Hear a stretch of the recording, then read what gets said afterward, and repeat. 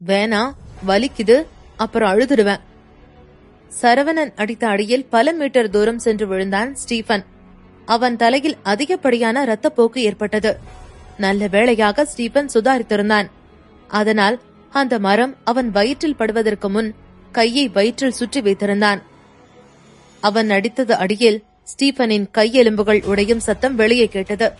வாயிலிருந்து ரத்தத்தை துப்பிய ஸ்டீபன், இவன் மனுஷனே இல்ல, ரிப்பேர் ஆன வண்டியில பயமே இல்லாம ஓட்டிட்டு வந்து இங்க வந்து நிக்கிறான், என்ன பிறவியோ இவன் என்று நினைத்தான். தரையில் எலினா உருண்டு பிறண்டு அழுத்துக் கொண்டிருந்தாள். சரவணா, என்ன காப்பாத்து, காப்பாத்து. நான் வந்துட்டேன், பயப்படாத என அமைதியான குரலில் கூறினான் சரவணா. ஆனா அது எலினாவிற்கு கேட்கவில்லை. தண்ட கருமாந்திரங்களா, என்னடா வேடிக்கை பார்த்துட்டு இருக்கீங்க, அவன் அடிங்க என அவனின் ஆட்கள் பக்கம் திரும்பி சீற்றத்துடன் சீறினான் ஸ்டீபன். அவன் அழைத்து வந்த ஆட்களில் பாதி பேரே உயிர் தப்பியிருந்தார்கள். ஜஸ்டின் அவன் வேலையை காட்டியிருந்தான். பல்லை கடித்துக் கொண்டு ஜஸ்டினை முறைத்தான் ஸ்டீபன். ஜஸ்டினையும் சாதாரண ஆள் இல்லையே, ஹிட்மான்களின் ராஜா. ஒரு காலத்துல ராஜாவா இருந்தவன் இப்ப ஒருத்தனுக்கு கூஜா தூக்கிட்டு இருக்கான் என அங்கிருந்த ஒருவன் ஜஸ்டினை பார்த்து நக்கல் செய்தான். ஜஸ்டின் அவனை கண்டுகொள்ளாமல் அடுத்த ஆளை சுட்டு தள்ளினான். அது சரி, உன்கிட்ட இவ்ளோ ஸ்கில் இருந்தும் உனக்கு புத்தி இல்லாம இருக்கு. யார் பக்கம் இருக்கணும், யார் பக்கம் இருக்க கூடாதுன்னு தெரியாம ஆரோன் குடும்பத்தையே எதிர்க்க நினைக்கிற என்று கூறி சிரித்தவன் சரவணன் முன் வந்து நின்றான். பாப்போம் எப்படி என்ன கொள்றன்னு. உன் மாஸ்டருக்கு பின்னாடி நான் இருக்கேன், முடிஞ்சா சுடுடா என்றான் ஜஸ்டின் சத்தமாக. ஆடு அருவாளை கவ்விக்கிட்டு அதுவா போகுதே என்று சிரித்தான். அந்த அடியால் கத்தியை எடுத்து சரவணனை குத்த பார்க்க கண்ணிமிக்கும் நேரத்தில் சரவணன் அவன் கத்தியை வைத்து அவன் கையை துண்டித்திருந்தான். கண்ணிமிக்கும் நேரத்தில் நடந்த நிகழ்வில் கை துண்டிக்கப்பட்ட பின்தான் என்ன நடந்தது என்று அந்த அடியாளிற்கு புரிந்தது. வலியில் அலறியவன் உடல் அப்படியே பயத்தில் உறைந்தது. அவன் அதிர்ச்சியை சரவணனிடமிருந்து இதை எதிர்பார்க்கவில்லை என அப்பட்டமாய் காட்டியது. தன் கண்முன்னே நடந்த நிகழ்வில் பெரும் அதிர்ச்சியில் இருந்தான் ஸ்டீபன். அவனுக்கு உடல் விடவெடுத்தது. அவன் கை நிற்காமல் நடுங்கிக் கொண்டிருக்க நடப்பதை புரிந்து கொள்ள சில நிமிடங்கள் அவனுக்கு பிடித்தது. குளித்து முடித்து வந்தது போல் அவன் உடல் வியர்வையில் குளித்தான். சரவணா, நான் எலினாவை உன்கிட்ட விட்டுறேன் என்ற பயத்தில் நடுங்கினான் ஸ்டீபன். சரவணன் எதுவும் சொல்லாமல் இருக்க, கவலைப்படாத, கண்டிப்பா எக்கனாமிக் கான்ஃபரன்ஸ்ல கண்டிப்பா நான் உனக்கு சப்போர்ட் பண்ணுவேன் என சரவணனின் எரிக்கும் பார்வையில் அஞ்சி கூறினான். சரவணனின் ருத்ர பார்வை அவனை திணறடித்தது. என்ன எக்கனாமிக் கான்ஃபரன்ஸியா? ஆரோன் குடும்பத்துல அசஸ்மெண்ட் பீரியட்ல இருக்கிற உன் சப்போர்ட் எனக்கு தேவையே இல்ல என்று சீறினான் சரவணா. என்ன இருந்தாலும் அவனுக்கு ஆரோன் குடும்பத்தின் சப்போர்ட் தேவையில்லை. அவன் சொன்னால் அலெக்ஸ் எக்கனாமிக் கான்ஃபரன்ஸுக்காக லோன் கொடுப்பார். அவர் மட்டும் லோனை அப்ரூவ் செய்தால் எக்கனாமிக் கான்ஃபரன்ஸ் நினைத்து பார்க்க முடியாத அளவிற்கு செயல்பட தொடங்கும். சரவணன் கண்ணில் தெரிகின்ற ஊர்ஜிதத்தில் தன்னை உயிருடன் விடமாட்டான் என ஸ்டீபன் கூறான். பயத்துடன் எழுந்து நின்றவன், சரவணா, நான் உன் கூட சும்மா விளையாடினேன், நம்பிட்டியா? ரொம்ப சீரியஸ் ஆகாத. எல்லாருக்கும் அழகா இருக்கிற பொண்ணுங்களை பிடிக்கும், அதே போல எனக்கு எலினாவை பிடிச்சிருக்கு. அதுல என்ன தப்பு இருக்கு? நீ ஒன்னும் அவ பாய் ஃப்ரெண்ட் இல்லையே, அதே போல அவ அம்மாவுக்கு என்னதான் பிடிச்சிருக்கு என சரவணனை சமன் செய்யும் எண்ணத்தில் கூறினான். ஆனால் சரவணன் அவனை கண்டுகொள்ளவில்லை. என்ன விளையாட்டா? அப்ப அத நானே சிறப்பா முடிச்சு வைக்கிறேன் என்று கூறிய சரவணன் சத்தமாய் சிரித்து அருகில் இருந்த ஒரு மரக்கிளையை கையோடு உடைத்தான். ஸ்டீபன் சுதாரிக்கும் முன்னே மரக்கிளையை கொண்டு அவனை ஓங்கி அடித்திருந்தான் சரவணா. என பெருங்குரல் எடுத்து கத்தி தரையில் உருண்டான் ஸ்டீபன். அவனின் அலறல் சத்தம் மற்றவர்களின் காதை கிழித்தது. ஐயோ அம்மா, என் அம்மா கூட என்ன அடிச்சது கிடையாது, எவ்வளவு திமிரு இருந்தா என்னையே கொல்ல பாப்ப என்று வலியில் கீழே உருண்டு புரண்டான் ஸ்டீபன்.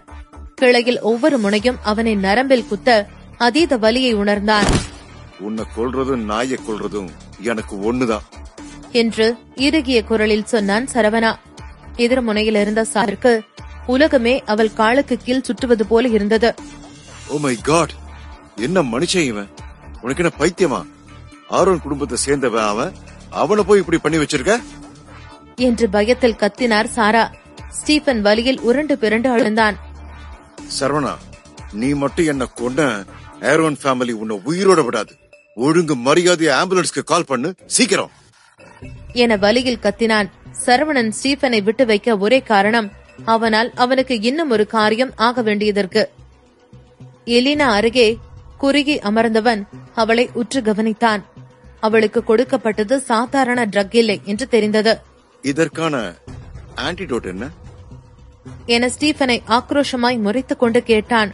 அவன் மட்டும் சொல்லவில்லை என்றால் சரவணன் கொன்று விடுவான். எச்சிலை கூட்டி விழுங்கிக் கொண்ட ஸ்டீபன், எனக்கு தெரியாது என நடுங்கினான். சரவணன் அங்கு செத்து பிணமாக கிடக்கும் அடியாட்களை பார்த்துவிட்டு ஸ்டீபனை அழுத்தமாய் பார்த்தான். அதில் ஸ்டீபன் உடல் சில்லிட்டது. எனக்கு தெரியாது சரவணா, நான் செஞ்சது தப்புதான், எனக்கு தெரியாது என கெஞ்சினான். ஆனால் அவன் முழுதாய் முடிக்கும் முன்னே சரவணன் ஸ்டீபனின் கையை துண்டாக வெட்டியிருந்தான். புல்லை புடுங்குவது போல அவன் உடலிலிருந்து கையை புடுங்கியிருந்தான். அதில் மேலும் அலறிய ஸ்டீபன் வலி பொறுக்க முடியாமல் தரையில் உருண்டு புரண்டான். சத்தியமா எனக்கு தெரியாது என வலியில் முணங்கினான் ஸ்டீபன். அதன் பின் கொஞ்சம் கூட தயங்காமல், ஆரோன் குடும்பத்துலதான் எனக்கு இதை கொடுத்தாங்க என்றான். அதனின் அர்த்தம், அவனுக்கு தைரியம் இருந்தால் ஆரோன் குடும்பத்தினர்களை கண்டு அவர்களிடம் வாங்கிக் கொள் என்பது போல் இருந்தது. ஒரு பக்கம் சாரா மயக்கம் வராத குறையாக நடப்பதை பார்த்து கொண்டிருந்தார். சரவணனை போன்ற ஒருவனை அவர் இதற்கு முன்பு பார்த்ததில்லை. நீங்க அவனை தடுக்காம இருக்கீங்க என்று ஃப்ரெட்ரிக்கை உதைத்தார் சாரா. அதில் சத்து முறைத்தவர், வா போலாம் என்றார். லூசா நீங்க, இப்படியே விட்டா அவன் ஸ்டீபனை கொன்னுடுவான், அவன் சரியான கிறுக்கனா இருக்கான் என்று கத்தினாள் சாரா. ஃப்ரெட்ரிக் ஒன்றும் கூறாமல் சாராவை குண்டுகட்டாக தூக்கி தோளில் போட்டுக்கொண்டு அவர் வீட்டிற்கு செல்லும் பாதையில் நடக்க துவங்கினார். பயத்தில் நடுங்கிக் கொண்டிருந்த ஸ்டீபன் தரையிலே மெல்ல பின்வாங்கினான். சரவணா, நான் உனக்காக அந்த ஆன்டிடோட்டை கண்டுபிடிச்சு கொடுக்கறேன். பிளீஸ், சத்தியமா சொல்றேன், இத பத்தி நம்ம பேசலாம். உனக்கு ஓகேவா என்று பேரம் பேச பார்த்தான் ஸ்டீபன். உண்மையில் அவன் ரயான் ஆள்களையும் வர சொல்லியிருந்தான். சீக்கிரமே அவர்களும் இங்கு வந்து விடுவார்கள். இன்னும் கொஞ்ச நேரம் அவன் தாக்குப்பிடித்தால் சீக்கிரமே சரவணனை சுற்றி வளைத்து விடலாம் கணக்கு போட்டான். இனிமே நீ என்ன சொன்னாலும் நான் கேட்கிறேன். பிளீஸ், உன் காலடியில நான் கிடக்கிறேன். பிளீஸ், நம்ம பேசலாம் என்று கெஞ்சினான் ஸ்டீபன். அவன் உயிர் பிச்சை கேட்டுக் கொண்டிருக்கையிலே அவனின் போன் அடித்தது. போனை எடு என கட்டளையாக கூறினான் சரவணா. இன்று அவனை யார் தடுக்க வருகிறார்கள் என பார்க்க நினைத்தான். அழைப்பை பார்த்ததும் முகம் பிரகாசமானது. ரயான், சீக்கிரமா வந்து என்ன காப்பாத்து என்று கத்தினான். சாரி ஸ்டீபன், நானே ஒரு பிரச்சனைல மாட்டிக்கிட்டு இருக்கேன் என பல்லை கடித்துக் கொண்டு இறுகிய குரலில் கூறினான் ரயான். அவன் எதிரே சிகப்பு உடையில் ஒரு பெண் கேசனோவில் அமர்ந்திருந்தாள். ஸ்டீபனிடம் கூறிவிட்டு பட்டண அழைப்பை ரயான் துண்டிக்க ஸ்டீபன் அதே இடத்தில் உறைந்து நின்றான். அதிர்ச்சியில் போனை அப்படியே போட்டுவிட்டான். அப்ப ரயான் வேஸ்ட் ஆயா? அவ அவ்வளவு பெரிய ஆள் இல்ல, ஏசியாவில யாரையுமே மதிக்க மாட்டா என பலவாறாக யோசித்தான் ஸ்டீபன்.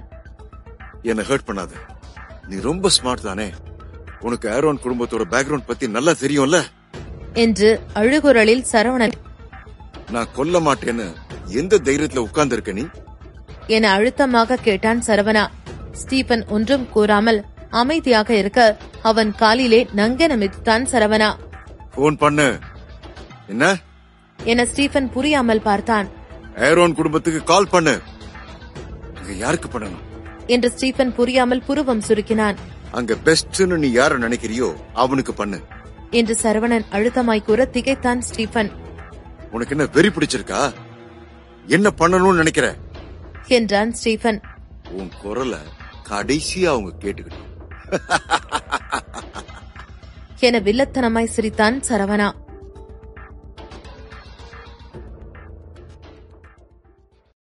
இப்போது ஸ்டீபனை காப்பாற்ற ரயானும் இல்லை, ஆரோன் குடும்பமும் 3 நாள் கழித்துதான் வருவார்கள். அவன் தப்பிக்க வழியே இல்லை. பயத்துடன் சரவணனை பார்த்தான். ஆரோன் குடும்பத்தையே நீ சேலஞ்ச் பண்ண நினைச்சா உன் சாவு ரொம்ப மோசமா இருக்கும் என எச்சரித்தான் ஸ்டீபன். இப்போது அவனுக்கு மரியாதையும் கௌரவமும் முக்கியமில்லை, எப்படியாவது உயிர் தப்பினால் போதும் என்ற எண்ணமே இருந்தது. ஆரோன் குடும்பத்திற்கு அழைத்தால் சரவணன் பயந்து விடுவான் என்று நினைத்தான். அவன் நேரம் 2 அழைப்பிலேயே அழைப்பு ஏற்கப்பட்டது. சார், என்று ஒரு குரல் அமைதியாய் ஒலிக்க, என்ன காப்பாத்து என்று போனில் கத்தினான் ஸ்டீபன். சார், என்னாச்சு என்று ஸ்டீபனின் அழுகுரலை கேட்ட பின்பும் எதிர் முனையில் இருந்தவர் அமைதியாய் கேட்டார். ஸ்டீபனுக்கு மேலும் பயம் அதிகரித்தது. இந்த சரவணன் என்ன பண்ணி தொலைச்சான் என நம்ப முடியாமல் யோசித்தான் ஸ்டீபன். நான் ஸ்டீபன், என்ன வந்து காப்பாத்து சொல்றேன் என மீண்டும் அழுத்தமாய் கூறினான். சரவணன் இப்போது கொல்லவில்லை என்றாலும் 1 மணி நேரத்திற்கு மேல் அவனால் உயிரை தக்க வைத்துக் கொள்ள முடியாது. உடலில் அவ்வளவு காயங்கள். ஆரோன் குடும்பத்தின் முதன்மை அசிஸ்டன்ட் தான் அழைப்பை ஏற்றிருக்கிறார் என கண்டுகொண்டதும் மேலும் படபடத்தான் ஸ்டீபன். அந்த அசிஸ்டன்ட் தான் குடும்பத்தில் நடக்கும் அனைத்து விஷயத்திற்கும் பொறுப்பு. அவரை போன்றவர் மற்ற நாட்களாக இருந்தால் ஸ்டீபன் சொன்னதை கேட்டிருப்பார். ஆனால் இன்றோ சில காரணத்திற்காக ஸ்டீபனின் பேச்சு எடுபடவில்லை. என்ன இப்ப ஒண்ணும் தெரியாத மாதிரி நடிக்கிறியா என அடிக்குரலில் சீறினான் ஸ்டீபன். சார், நான் ஏன் ஒண்ணும் தெரியாம நடிக்க போறேன்? ஃபேமிலியோட லீடர் நீங்க. வீட்டை விட்டு வெளியே போறப்ப சொன்ன விஷயத்த மறந்துட்டீங்களா? உங்களை அயர்லாந்துலயும் சுவிஸ் பேங்க்லயும் இருக்கிற லோனை செட்டில் பண்ண சொன்னாங்க. ஆனா இப்ப நீங்க அதையும் பண்ணாம இருக்கீங்க. இதுல என்னையும் உங்களை காப்பாத்த சொல்றீங்க? மாறுபட்ட குரலில் கேட்டார் அசிஸ்டன்ட். ஸ்டீபனுக்கும் ஆரோன் குடும்பத்தின் ரூல்ஸ் பற்றி நன்றாக தெரியும். ஒரு ஃபேமிலி குரூப் சக்சஸ்ஃபுல்லாக இருக்க யார் உயர் பதவிக்கு தகுதியானவர்களாக இருக்கிறார்களோ அவர்கள்தான் அதிகாரத்தை பெறுவர். எனக்கு தெரியும். ஆனா சீக்கிரமே நீங்களும் அயர்லாந்துக்கு வர போறீங்க. நீங்க இங்க வந்த உடனே நான் பண்ண வேலையெல்லாம் தெரிஞ்சுக்க போறீங்க என்று ஸ்டீபன் முழுதாய் கூறி முடிக்கும் முன்னே அசிஸ்டன்ட் அழைப்பை துண்டித்திருந்தார். அதில் ஸ்டீபனின் உடல் உறைந்தது. அவனுக்கு இருந்த கடைசி நம்பிக்கையும் போனது. பெருத்த அமைதியுடன் சில நொடிகள் யோசித்தவன் தயங்கியபடியே சரவணனை பார்த்தான். எப்படி இத பண்ண என கேட்டவனுக்கு சரவணன் தான் இப்படி செய்திருப்பான் என தெரியும். என்ன என புருவம் சுருக்கினான் சரவணா. அதில் வெடித்து சிரித்தான் ஸ்டீபன். சரவணா, நீ ஏற்கனவே ஜெயிச்சுட்ட. இன்னும் ஏன் ஒண்ணும் தெரியாத மாதிரி நடிக்கிற? அதுக்கு என்ன அவசியம்? எங்க அசிஸ்டண்ட இப்படி பேச வச்சது நீதானே? வாவ், உண்மையிலே நீ பயங்கரமான ஆளுதான் என்று மேலும் சிரித்தான். அசிஸ்டன்ட் கூட நீ கூட்டு சேரலனா இந்நேரம் அவ என்ன ஒதுக்கி இருக்க மாட்டான். அதில் தலையசைத்தான் சரவணா. உன்ன மாதிரி ஒரு எச்ச நாய நானும் இக்னோர் பண்ணியிருப்பேன் என்றான். அதில் ஸ்டீபனுக்கும் ஆத்திரம் வந்தாலும் அவனால் எழ முடியவில்லை. சரி, அப்ப நான் உனக்கு உண்மையை சொல்றேன். அப்பயாவது உனக்கு நிம்மதியான சாவு வருதான்னு பாப்போம் என்று கூறி போனை எடுத்தான் சரவணா. ஹரீஷும் மற்றவர்களும் அங்கு வந்து எலினாவை பத்திரப்படுத்தி விட்டார்கள். இப்போது ஸ்டீபன் அழைத்து வந்த ஆட்களையும் சரவணன் ஆட்கள் சுற்றி வளைத்திருந்தார்கள். சரவணன் ஒரு போட்டோவை காட்டிட அவனுக்கு இருந்த திமிரு அகங்காரம் எல்லாம் ஒட்டு மொத்தமாய் வடிந்தது. எப்படியாவது ஆரோன் குடும்பத்தின் உதவியை வைத்து சரவணனை மிரட்டி தப்பித்து விடலாம் என்று நினைத்தவனுக்கு அவன் பார்க்கும் புகைப்படத்தை அவனால் நம்ப முடியவில்லை. இல்ல, இதுக்கு வாய்ப்பே இல்ல. இது எடிட் பண்ண போட்டோ. அவங்களால தெரிஞ்சுக்க உனக்கு தகுதியே இல்ல என்று நடுங்கிய குரலில் கூறினான் ஸ்டீபன். இதுல இருக்கிறது உண்மைதான் உனக்கே தெரியும். அப்புறம் வேஸ்டா ஏன் பேசிக்கிட்டு என்று கூறிய சரவணா அவனின் கத்தியை எடுத்தான். நரகம்னா என்னன்னு நான் காட்டுறேன் என்றான் சரவணா. ஸ்டீபனால் அந்த போட்டோவை நம்ப முடியவில்லை. அந்த புகைப்படத்தில் இருப்பது ஆரோன் குடும்பத்தைச் சேர்ந்த நபர்கள். எடுத்த இடம் அயர்லாந்து. போட்டோவிலே 2 நாட்களுக்கு முன் எடுத்த தேதி இருந்தது. அந்த புகைப்படம் வேண்டுமென்றால் போலியாக இருக்கலாம். ஆனால் அந்த அசிஸ்டன்ட் நடந்து கொண்ட விதமே தன் வாழ்வின் எல்லை வந்தது என்று புரிந்து கொண்டான் ஸ்டீபன். ஆரோன் குடும்பம் 2 நாட்களுக்கு முன்பே அயர்லாந்துக்கு வந்துவிட்டார்கள். ஆனால் ஏன் தமக்கின்னும் அவர்கள் தகவல் சொல்லவில்லை என நினைத்தான் ஸ்டீபன். உன் அசிஸ்டன்ட் அந்த மேனாமணிக்கு ஆரோன் குடும்பத்தில இருந்து அயர்லாந்துக்கு வந்த விஷயம் தெரியும் என்றான் சரவணா. அதில் ஸ்டீபன் மூளை மறத்தது போல் இருந்தது. அவளுக்கு தெரிஞ்சிருக்கு, என்கிட்ட சொல்லவே இல்ல. அவகிட்ட ரொம்ப நல்ல விதமா நடந்துகிட்டேன் போல என்று தனக்குள்ளே முனங்கிக் கொண்டான் ஸ்டீபன். சில நாட்களுக்கு முன்பு பாராமவுண்டில் அவளால் மண்டியிட்டான். அவன் மெய்யாகவே அவளிடம் நல்ல விதமாகத்தான் நடந்து கொண்டிருந்தான். இருவருக்கும் இடையே நிறைய வித்தியாசம் இருந்தாலும் பலமுறை அவர்களின் ஸ்டேட்டஸ் மறந்து அந்த பெண்ணை திருமணம் செய்து கொள்ள நினைத்திருக்கிறான் என்ற கேள்வியே அவன் மூளையில் ஓடியது. அவ ரத்னத்தோட ஸ்டூடெண்ட்னால ரத்னம் பக்கத்துல இருக்கிறதுனால உனக்காக ஹெல்ப் பண்ண நினைச்சிட்டாளா என பெரும் ஏமாற்றத்துடன் கேட்டான் ஸ்டீபன். அதில் நக்கலாய் சிரித்தான் சரவணா. அப்போ அந்த அசிஸ்டன்ட் சொன்னது சரிதான் போல. இன்னுமா உன் அசிஸ்டன்ட் எதுக்காக உன்னை ஏமாத்தினான்னு உனக்கு தெரியல. அவங்களும் உன்னை ஏன் காப்பாத்தலன்னு உனக்கு புரியல. ஐயோ, ஆரோன் குடும்பம் இல்லாம நீ ஒண்ணுமே இல்ல.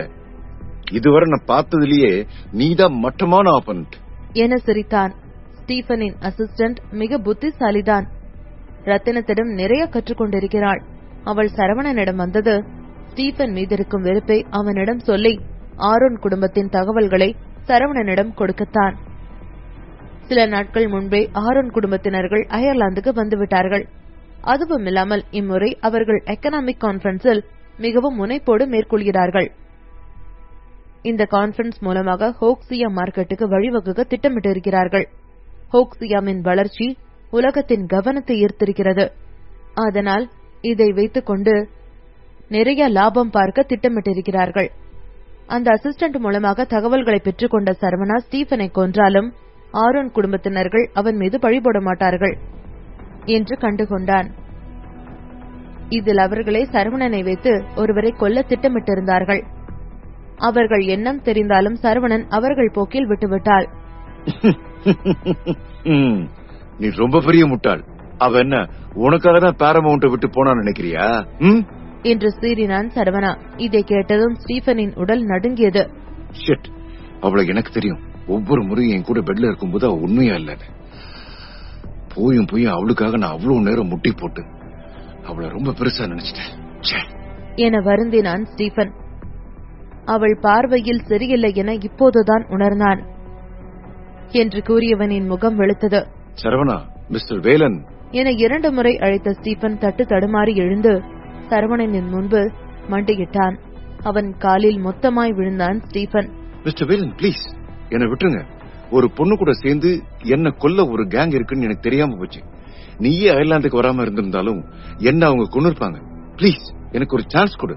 நான் உன்னோட அடிமையா இருக்கேன். பிளீஸ் மிஸ்டர் வேலன், நான் உன்னை கெஞ்சி கேட்கிறேன் என்று அவன் காலில் 3 முறை சாஷ்டாங்கமாய் விழுந்தான் ஸ்டீபன். ஆனால் சரவணனின் பார்வை உணர்வற்றிருந்தது. ஆரோன் குடும்பத்தை டீல் பண்ண நான் உனக்கு ஹெல்ப் பண்றேன். உன்னை கெஞ்சி கேட்கிறேன்.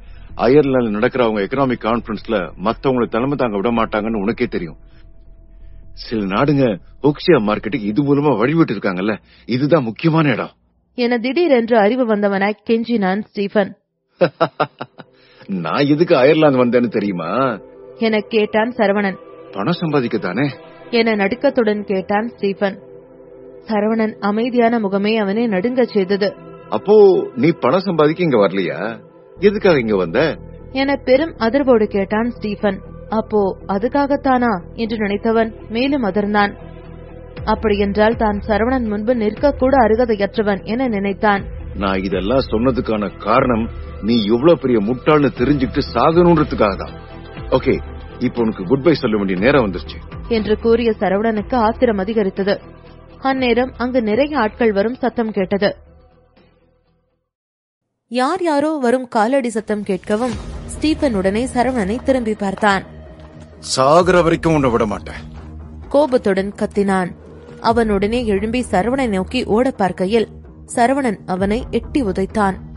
சரவணன் அவனது மொத்த கோபத்தையும் காலுக்கு எடுத்து உதைத்தான். அதில் சிறு தூரம் போய் விழுந்தான் ஸ்டீபன். சரவணன் எட்டி உதைக்கவும் ஸ்டீபன் போய் விழுந்த இடத்தில் ஒரு மரக்கிளை இருந்தது. அது அவனை உடலை கிழித்துக் கொண்டு உள்ளே போய் வெளியே வந்தது.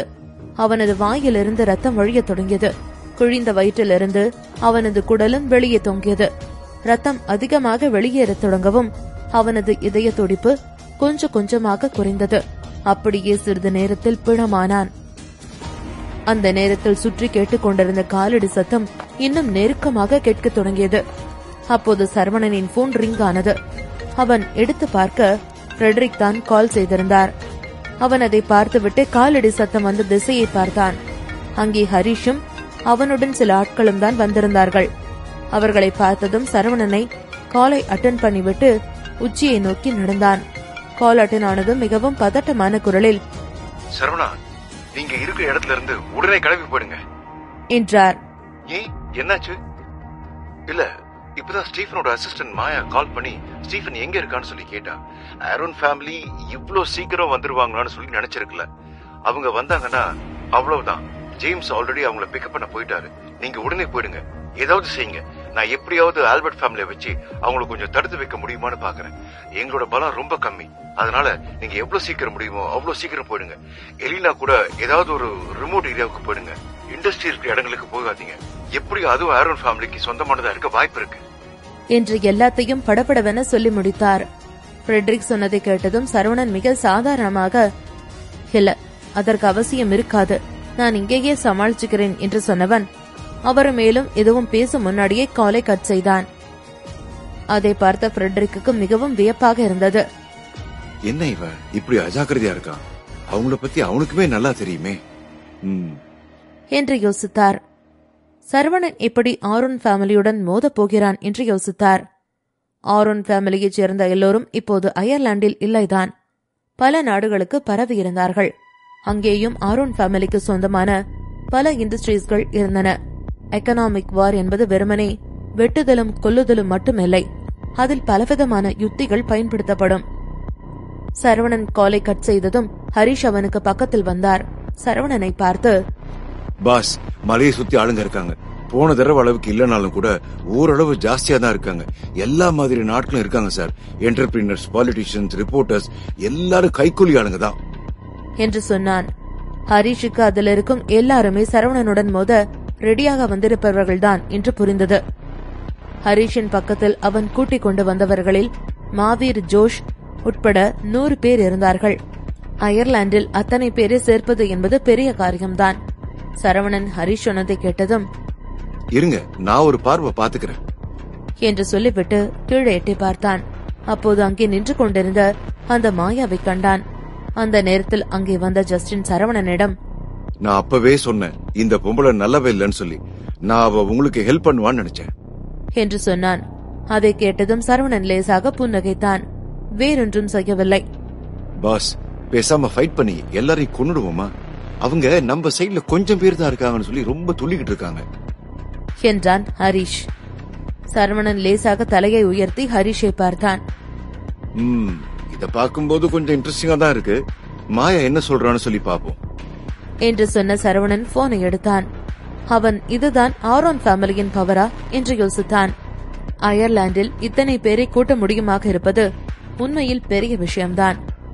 எப்படியும் இந்த கூட்டத்திற்குள் தான் ஜேம்ஸும் இருப்பார் என யோசித்தான் சரவணன். மாயா காலை அட்டன் பண்ணியதும் சரவணன் சுற்றி வழித்துக் கொண்டிருக்காமல், என்ன பிக்கப் பண்ண இத்தனை பேர் அனுப்பியிருக்கியா என்று கேட்டான். அது கேட்டதும் மாயாவும் மிக அமைதியாக, சரவணன், உண்மையிலே உங்களுக்கு தைரியம் ஜாஸ்தி தான். ஆரோன் ஃபேமிலி அயர்லாந்துக்கு வராங்கன்னு சொல்லி தெரிஞ்சும் கூட ஸ்டீஃபனை கொண்டிருக்க என்றாள். அத பண்ண சொன்னதே நீதானே?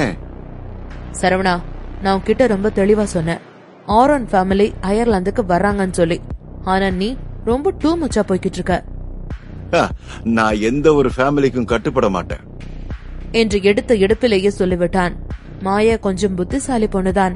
அவளுக்கு சரவணனின் குணத்தை பற்றி முதல் சந்திப்பிலேயே தெரிந்துவிட்டது. அவன் மிகவும் ஸ்ட்ராங்கான, யாராலும் கண்ட்ரோல் செய்ய முடியாத ஒருத்தன் என்று சொல்லி தெரிந்தது. அப்படி இருந்தும் அவள் ஏன் சரவணனை கொல்ல நினைக்கிறாள்? முதலாவது ஆரோன் ஃபேமிலியின் மிஷனை முடிப்பதற்கும் அவளது மனதில் இருப்பவனுக்கு ஹெல்ப் பண்ணுவதற்கும். இரண்டாவது பொறாமை. ரத்தினம் அதி புத்திசாலியான ஆள். ஆனால் அவர் மாயாவிற்கு சொல்லிக் கொடுத்ததை விட அதிகமாக சரவணனுக்கு தான் சொல்லிக் கொடுத்திருக்கிறார். அதனாலே அவளுக்கு சரவணன் மேல் காண்டு. கால் கட்டானதும் மாயா அவளது ஆட்களிடம், மேல போய் ஸ்டீஃபனை தேடணும் என்று சொன்னாள். ஆல்பர்ட் ஃபேமிலியின் வீட்டில் மக்கள் எல்லோரும் ஜாம்பி புகுந்தது போல சுற்றி கொண்டிருந்தார்கள். சாரா எல்லாத்தையும் பார்த்து பயத்தில் எழுது கொண்டிருந்தார். ஆரோன் ஃபேமிலி அவர்களது தாக்குதலை தொடங்கிவிட்டார்கள். அவர்களது தாக்குதல் தொடங்கிவிட்டால் அயர்லாந்து மட்டுமில்லை, மொத்த ஹோக்ஸியாவும் கவனமாகத்தான் இருக்க வேண்டும் என்று அவருக்கு தெரியும். அப்படி இருக்கும்போது சரவணனால் மட்டும் இவர்களோடு எப்படி சண்டை போட முடியும் என்று யோசித்தார். சரவணன் எல்லா இடத்திலும் பிரச்சனை பண்ண மட்டும்தான் லாய்க்கானவன் என்று நினைத்தார். ஃப்ரெட்ரிக்கிற்கும் நடப்பதையெல்லாம் பார்க்கும்போது இருந்த கொஞ்ச நஞ்ச நம்பிக்கையும் மொத்தமாக காணாமல் போனது. சரவணன் இன்னும் மலைக்கு மேல்தான் இருந்தான். எலினாவை பார்த்தவன், என்று கேட்டான். எலினாவிற்கு பல்ஸ் இருந்தும் கூட அது நிலையாக இருக்கவில்லை. சில நொடிகளில் அதிகமாகவும் இன்னும் சில நொடிகளில் குறைவாகவும் துடித்துக் கொண்டிருந்தது. ரொம்ப வித்தியாசமான பாய்சனா தான் இருக்கு என்று சொன்னார். முதல்ல இந்த பிரச்சனையை முடிச்சிட்டு இருப்போம், இல்லனா எலினாவை காப்பாற்ற முடியாம போகும். சரவணன் சொல்லவும் ஜஸ்டின் மலைக்கு கீழே பார்த்து கொண்டே, எல்லாரையும் பார்த்தா நம்மள மறுபடியும் எக்கனாமிக் கான்பரன்ஸுக்கு போக விட மாட்டாங்க போல இருக்கே என்றான். அங்கே இருந்தவர்களில் பெரும்பாலான ஆட்கள் அண்டர் கிரவுண்ட் வேர்ல்டை சேர்ந்தவர்கள்தான். எல்லோரும் மலை உச்சியைத்தான் வைத்த கண் வாங்காமல் பார்த்து கொண்டிருந்தார்கள். அப்போது திடீரென்று எல்லோரும் கத்த தொடங்கினார்கள். சண்டையை ஸ்டார்ட் பண்ணுங்க, அவனை அடிச்சு போடுங்க, ஒருத்தரையும் விடாதீங்க என்று ஒவ்வொருத்தராக கத்திக்கொண்டு சரவணனை நோக்கி ஓடி வந்தார்கள். அதை பார்த்த ஹரிஷ் உடனே சரவணனை பார்த்து, சார், இப்ப நாம என்ன பண்ண போறோம் என்று கேட்டார். சரவணனின் பார்வை மிகவும் கூர்மையாக இருந்தது. அவன் ஹரிஷை பார்த்து, என்ன செய்யணும்னு நினைக்கிறீங்க? அந்த பக்கத்துல இருக்கிற ஒருத்தனும் தப்பக்கூடாது என்று ஆர்டர் கொடுத்தான். அதை கேட்டதும் ஹரிஷ் வேகமாக தலையை ஆட்டிவிட்டு அவன் கூட்டிக் கொண்டு வந்திருந்தவர்களுக்கு முன்னாடி போனார். எதிராளியின் பக்கத்தில் அவர்களை விட அதிகமான ஆட்கள் இருந்தும் கூட இங்கே இருக்கும் யாருக்கும் பயம் இருக்கவில்லை. உண்மையை சொல்ல போனால் எல்லோரும் கடும் ஆர்வமாக இருந்தார்கள். சரவணனும் எதிர் தாக்குதல் தொடங்கியதை பார்த்த மாயா, நீ சாவ விலை கொடுத்து வாங்கிட்ட என்று சொல்லிக் கொண்டாள். அப்போது ஹரிஷ் சரவணனிடம், சார், பிளான் பி யூஸ் பண்ணணுமா என்று கேட்டார். அதற்கு சரவணன் தலையை ஆட்டிவிட்டு, இல்ல, இப்போதைக்கு தேவைப்படாது என்றான். அப்போது அங்கே சில கப்பல்கள் வரும் சத்தம் கேட்டது. அதை கேட்டதும் மாயாவிற்கு மிகவும் சந்தோஷமாக இருந்தது. அதில் ஒவ்வொன்றிலும் ஏராளமான ஆட்கள் வந்து கொண்டிருந்தார்கள். அவர்களது கூச்சல் சத்தமே ஒரு மாதிரி பயங்கரமாக இருந்தது. ஆரோன் ஃபேமிலி சரவணனை மொத்தமாக அடக்க நினைத்து ஏற்கனவே அதிகமான ஆட்களை அனுப்பி வைத்திருந்தார்கள். இதற்கு மேலும் அனுப்ப ஆள் இல்லை எனும் அளவிற்கு வந்திருந்தார்கள். அதையெல்லாம் நினைத்து பார்க்கும்போது மாயாவிற்கு இன்னும் சந்தோஷமாக இருந்தது. ஆனால் அந்த சந்தோஷம் அடுத்த சில நொடிகளில் அதிர்ச்சியாக மாறியது. என்னது, மேக்கால இருந்து ஆளுக வராங்களா என்று கப்பல்களை பார்த்து யோசித்தாள். அதே நேரம் அந்த கப்பலில் இருந்து இறங்கிய ரயான் மாயாவை நோக்கி நடந்து வந்தான். அவளுக்கு அதை பார்த்து குழப்பமாக இருந்தது. மாயா ரயானை பார்த்து, என்ன ரயான், தகராறு பண்ண வந்திருக்கியா என்று கேட்டாள். அதற்கு அவனோ, ஏ என்னாச்சு, நீ தானே லேட்டா வர சொன்ன என கேட்டான். நான் தான் வர சொன்னேன், ஆனா இத்தனை பேரை கூட்டிட்டு வர சொல்லலையே, எதுக்கு இது? ரயானுடன் வந்தவர்கள் கிட்டத்தட்ட 1000 பேராவது இருப்பார்கள் என்று கணக்கிட்டுக் கொண்டாள். மாயா சொன்னது கேட்டதும் ரயான் நெற்றியை சுருக்கினான். மாயா அவனது பக்கம் இருந்து பார்வையை திருப்பிவிட்டு, சரி இப்ப கிளம்பு, என்ன டிஸ்டர்ப் பண்ணாத என்றாள். அவள் அப்படி சொல்லவும் ரயானுக்கு ஒரு மாதிரியாக இருந்தது. மேலுதட்டை பல்லால் கடித்துக் கொண்டு லேசாக தலையை ஆட்டினான். பின்பு எரியும் கண்ணுடன் மாயாவை பார்த்தான். போக சொல்றியா? உன் மனசுல நீ என்ன நினைச்சிட்டு இருக்க? நீ வான்னு சொன்னா வரதுக்கும் போன்னு சொன்னா போறதுக்கும் நான் என்ன உன் வீட்டு நாயா? நீ சொன்னாலும் சொல்லலைனாலும் ஆரோன் ஃபேமிலிக்கு நீ நாய் தாண்டா.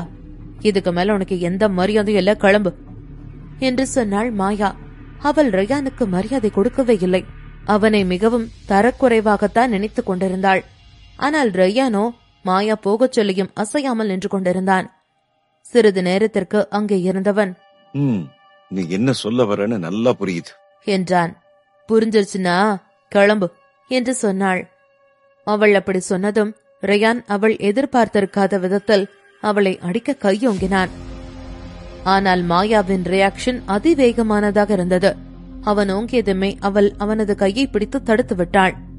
அதை பார்த்த ரயான், வாவ், உன்னோட ஸ்பீட் ரொம்ப நல்லாதான் இருக்கு, ஆனா இது எப்படி இருக்குன்னு சொல்லு என்று சொன்னவன் அடுத்த நொடியே அவனது பாக்கெட்டில் இருந்து சில கார்டுகளை எடுத்து வீசினான். அவை புல்லட் போல பறந்து கொண்டிருந்தன. எவ்வளவு தைரியம் இருந்தா என் கூடவே சண்டை போட வர? மாயோ ரயான் சண்டைக்கு வருவான் என்று கொஞ்சமும் நினைத்து பார்த்திருக்கவில்லை. இதுவரைக்கும் அவன் எல்லோருக்கும் செருப்பு போல இருந்தான். ஆனாலும் அவன் யாருடனும் முரண்பட்டுக் கொண்டிருக்காமல் அமைதியாக இருப்பதால் அவனுக்கு பொறுப்பாக செய்யவென சில கேசினோக்களையும் கொடுத்திருந்தார்கள். அப்படி இருக்கும்போது இப்போது அவன் அவளையே எதிர்த்து நிற்பது அவளுக்கு பொறுத்து கொள்ள முடியாமல் இருந்தது. அவனது கேசினோ கார்டுகளைத்தான் இப்போது ஆயுதமாக்கி இருந்தான். அது கத்தி அளவுக்கு கொடூரமானதாக இல்லாவிட்டாலும் கூட அது அதிகம் கூர்மையானது. தோளில் பட்டால் எப்படியும் கிழித்துக் கொண்டு போய்விடும். ரயான் அடுத்தடுத்து 10 கார்டுகளை வீசினான். ஆனால் அவளோ அதிலிருந்து அழகாக உடலை வளைத்து தப்பித்துக் கொண்டாள். அதை பார்த்த ரயான் 2 புருவத்தையும் உயர்த்தினான். மாயா அவனை ஒரு மாதிரியாக பார்த்துவிட்டு, போயும் போயும் ஒரு ஒட்டிம என்னை எதிர்க்கிறானா என்று கேட்டாள். அதை கேட்ட ரயான் சிரித்தான். நான் அடிமைனா நீங்க யாரு மேடம்?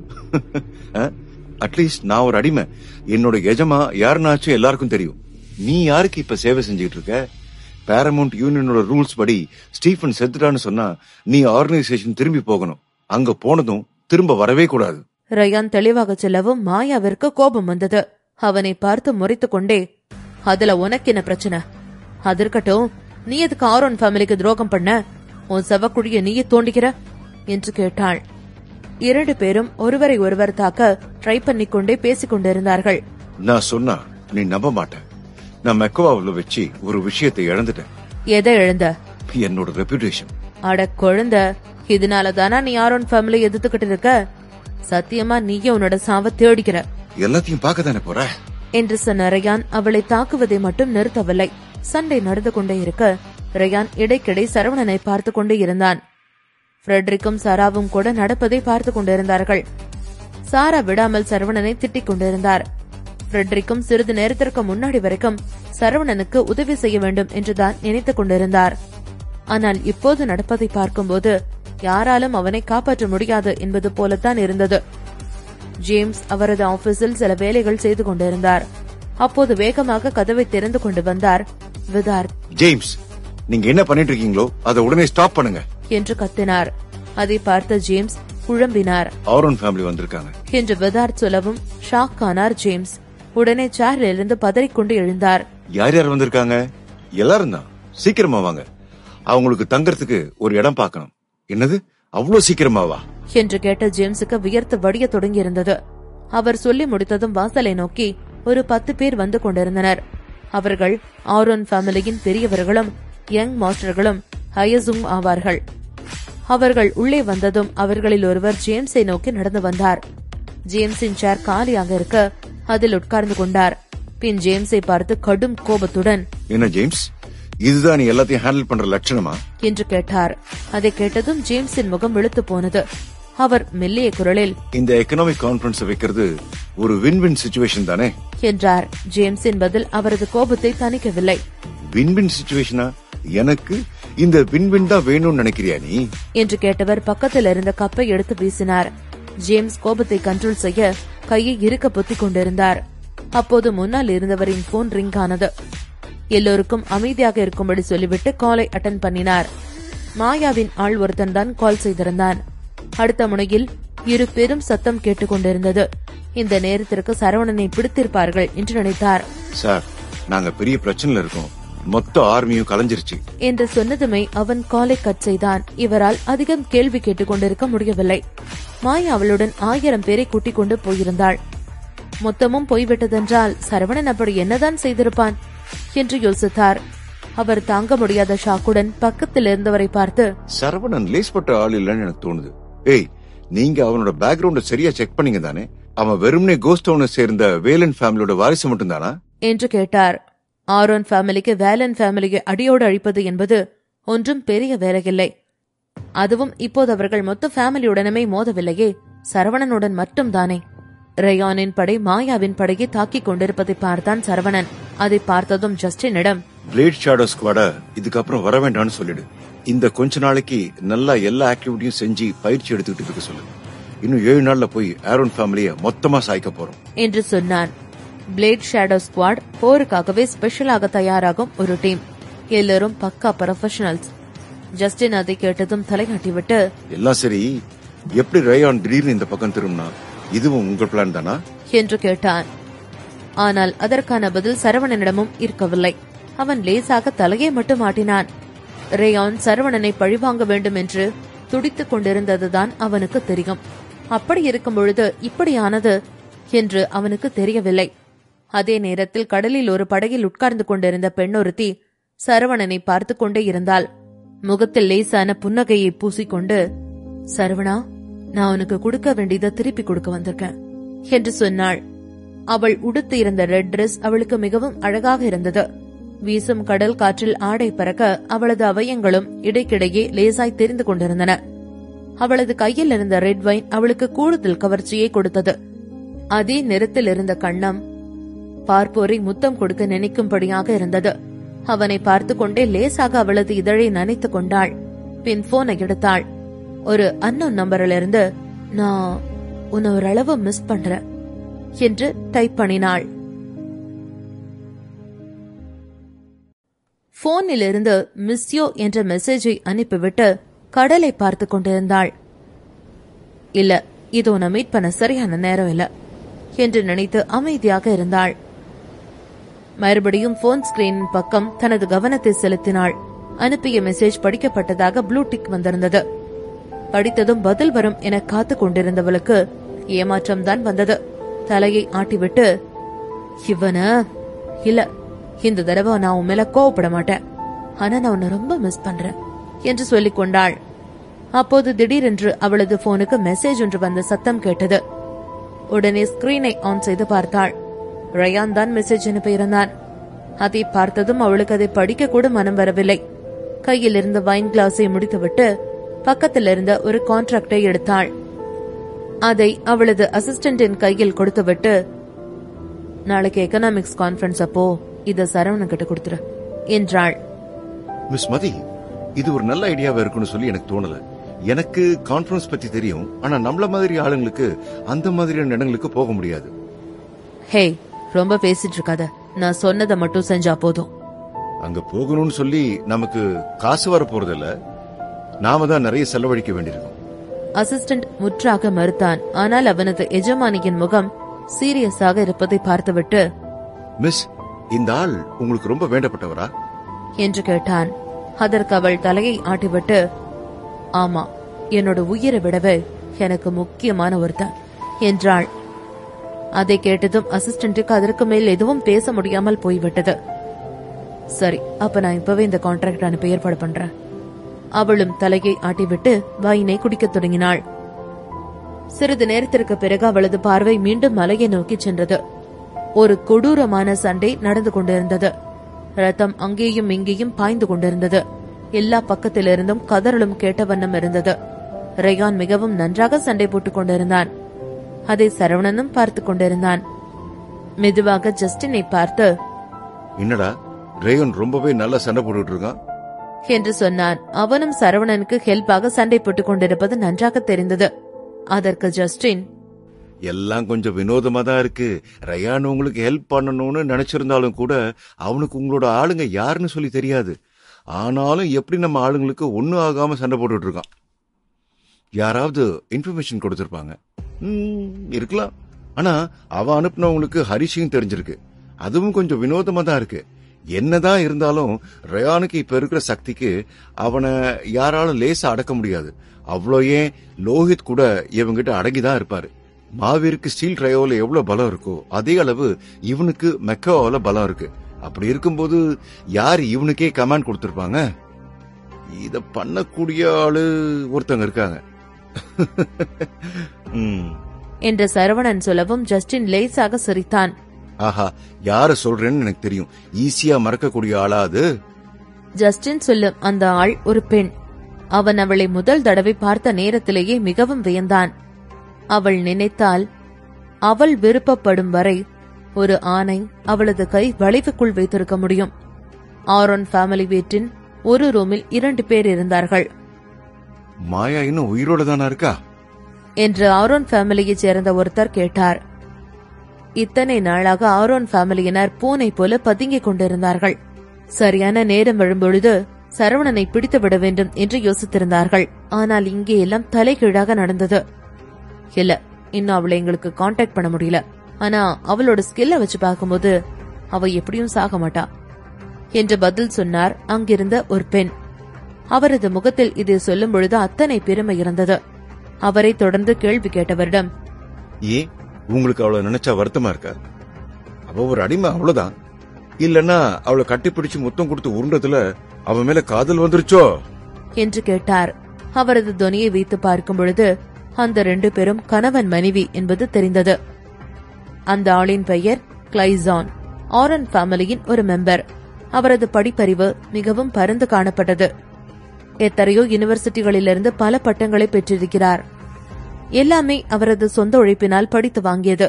படித்தவனுக்கு சென்ற இடமெல்லாம் மரியாதை என்பது போல அவரும் அவரது மரியாதையை எதற்காகவும் எங்கேயும் விட்டுக் கொடுக்க மாட்டார்.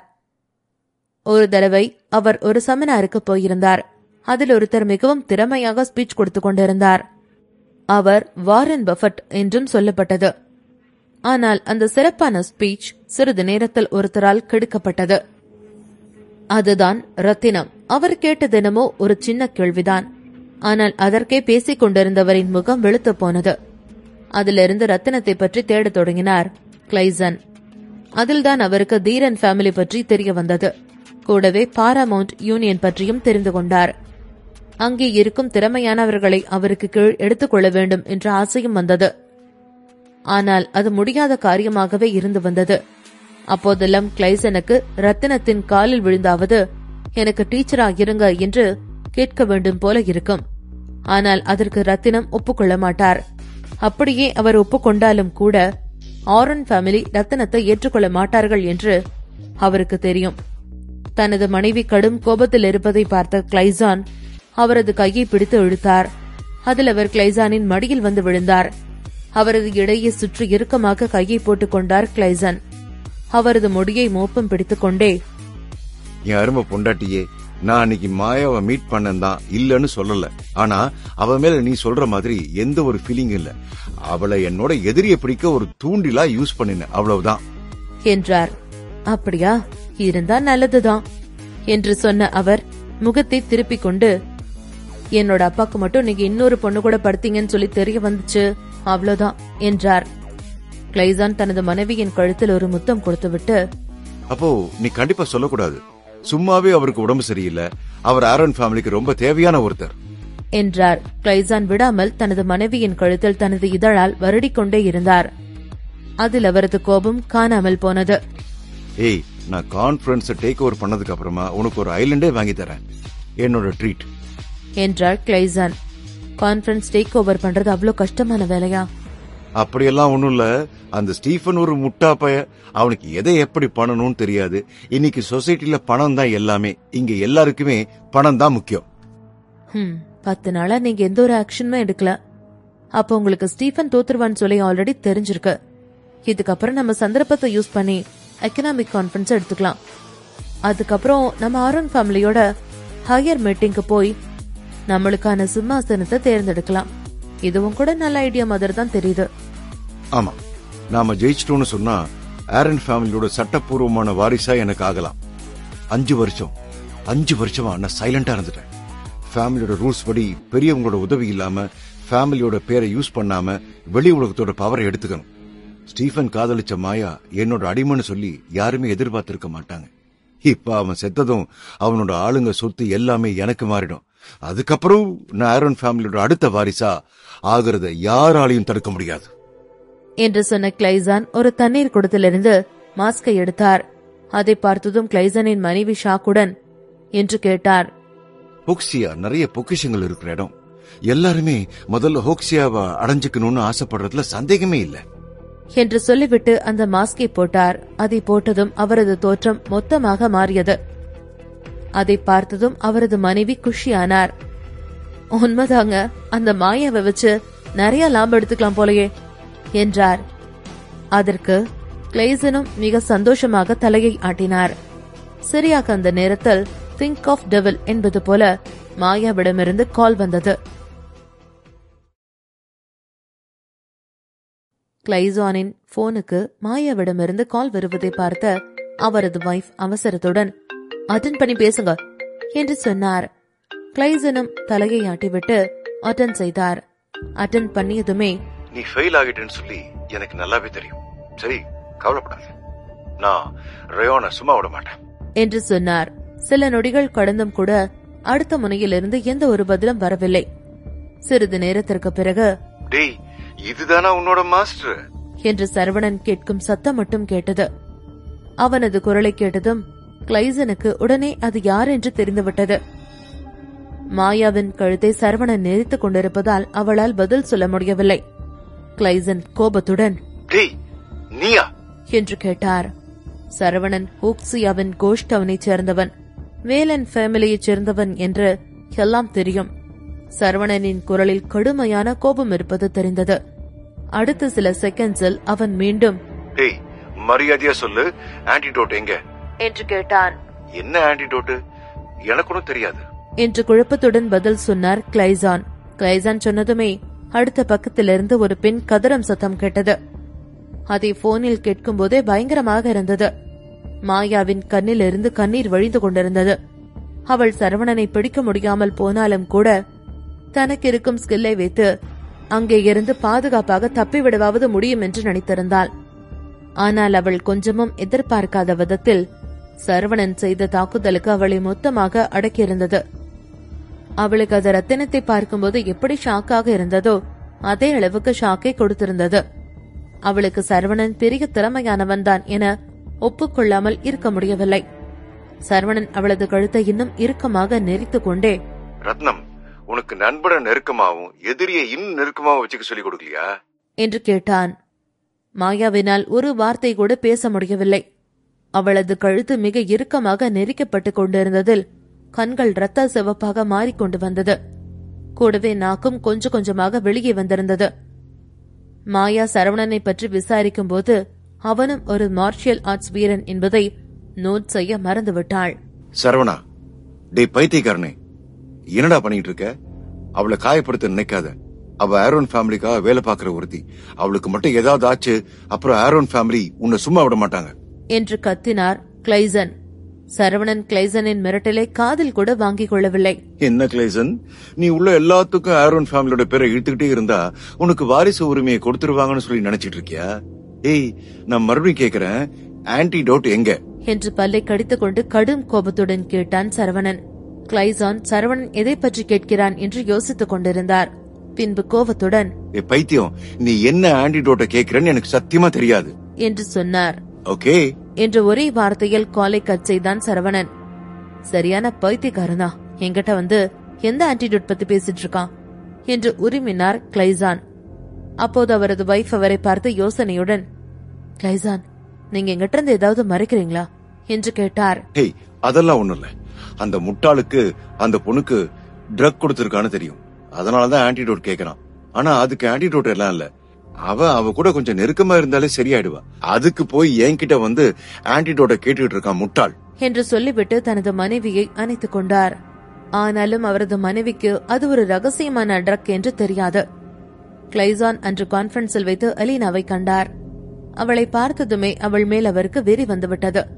எப்படியாவது அவளை சுவைத்தே ஆக வேண்டும் என்று நினைத்திருக்கிறார். கூடவே அவளை வைத்து சரவணனை வம்பிழுக்கலாம் என்றும் நினைத்திருந்தார். அப்போது அவரது மனைவி, எனக்கு வேற எதை பத்தியும் கவலை இல்ல, நீங்க கான்பரன்ஸ்ல எல்லாத்தையும் சரியா ஹேண்டில் பண்ணினா போதும் என்று சொன்னார். அதற்கு மேல் எதுவும் கேட்கவில்லை. நீ ஒண்ணு யோசிக்காத, நான் 2 பேங்க்ல இருந்தும் கடன் கேட்டுட்டு இருக்கேன். அடுத்தது ட்ரஸ்ட்ல இருந்து ஸ்டீஃபனோட பணத்தையும் எடுத்துருவேன். அது மட்டும் இல்ல, நான் அந்த 2 பேங்க்குக்கும் போயிருந்த நேரத்துல 2 ஃப்ரெண்ட்ஸுக்கும் ரொம்ப சந்தோஷமா இருந்துச்சு. எல்லாம் சரியானதும் மொத்த ஆரோன் ஃபேமிலிலயும் என்னை விட எவனும் பணக்காரனா இருக்க மாட்டானுங்க என்று சொன்னான் கிளைசான். கால் கட்டானதும் சரவணன் போனையே வெறித்து பார்த்து கொண்டிருந்தான். அவன் மாயா ஏதாவது சொல்லுவாளா என எதிர்பார்த்து தனது பிடியை லேசாக விடுவித்தான். மாயா நன்றாக இருமி விட்டு, நீ என கொன்னாலும் பரவாயில்ல, ஆனா என்கிட்ட எந்த ஆன்டிடோட்டும் இல்ல, அவ்வளவுதான் என்று சொன்னாள். என்ன திமிர, ரத்னத்தோட ஸ்டூடெண்ட் சொல்லி உன்னை விட்டுருவன்னு நினைக்கிறியா என்று அவளை பார்த்து கோபத்துடன் கேட்டான் சரவணன். அவளும் அதே கோபத்துடன் பார்த்து கொண்டே, கொல்லுடா, எவன் வேண்டான்னு சொன்னா, என்கிட்ட எந்த ஆன்டிடோட்டும் இல்ல என்றாள். சொல்லிவிட்டு அங்கே பக்கத்தில் நின்று கொண்டிருந்த ரயானை பார்த்தாள். அவளது பார்வை முழுதும் வெறுப்புதான் இருந்தது. அவன் உடனே முன்னாடி வந்து, ஹலோ மிஸ்டர் சரவணன், உங்களை மீட் பண்ணதுல ரொம்ப சந்தோஷம். நான் உங்ககிட்ட அடைக்கலம் கேட்டு வந்திருக்கேன் என்று சொன்னான். சரவணன் லேசாக தலையை மட்டும் ஆட்டினான். அப்போது மாயா குழப்பத்துடன், சரவணன், எனக்கு ஒண்ணு மட்டும் புரியவே இல்ல என்று கேட்டாள். சரவணன் என்ன என்பது போல் புருவத்தை உயர்த்தி கேட்டான். இல்ல, ரேயான் எதுக்கு உனக்கு ஹெல்ப் பண்ணா? சரவணன் ரயானை திரும்பி பார்த்தான். எனக்கும் அதான் புரியல என்று சொன்னான். ரயான் சரவணன் அவனை சந்தேகப்பட ஸ்டார்ட் செய்யும் முன்னாடியே வாயை திறந்தான். சொல்ல கொஞ்சம் கூச்சமா தான் இருக்கு. நான் மெக்கவாவில வச்சு ஒருத்தவங்க கூட ஒரு பெட்ல தோத்துட்டேன். நான் கொடுத்த வாக்க காப்பாத்தக்கூடியவன். அதோட ரிசல்ட் தான் இது. மாயாவுக்கு அதை கேட்டதும் ஷாக்காக இருந்தது.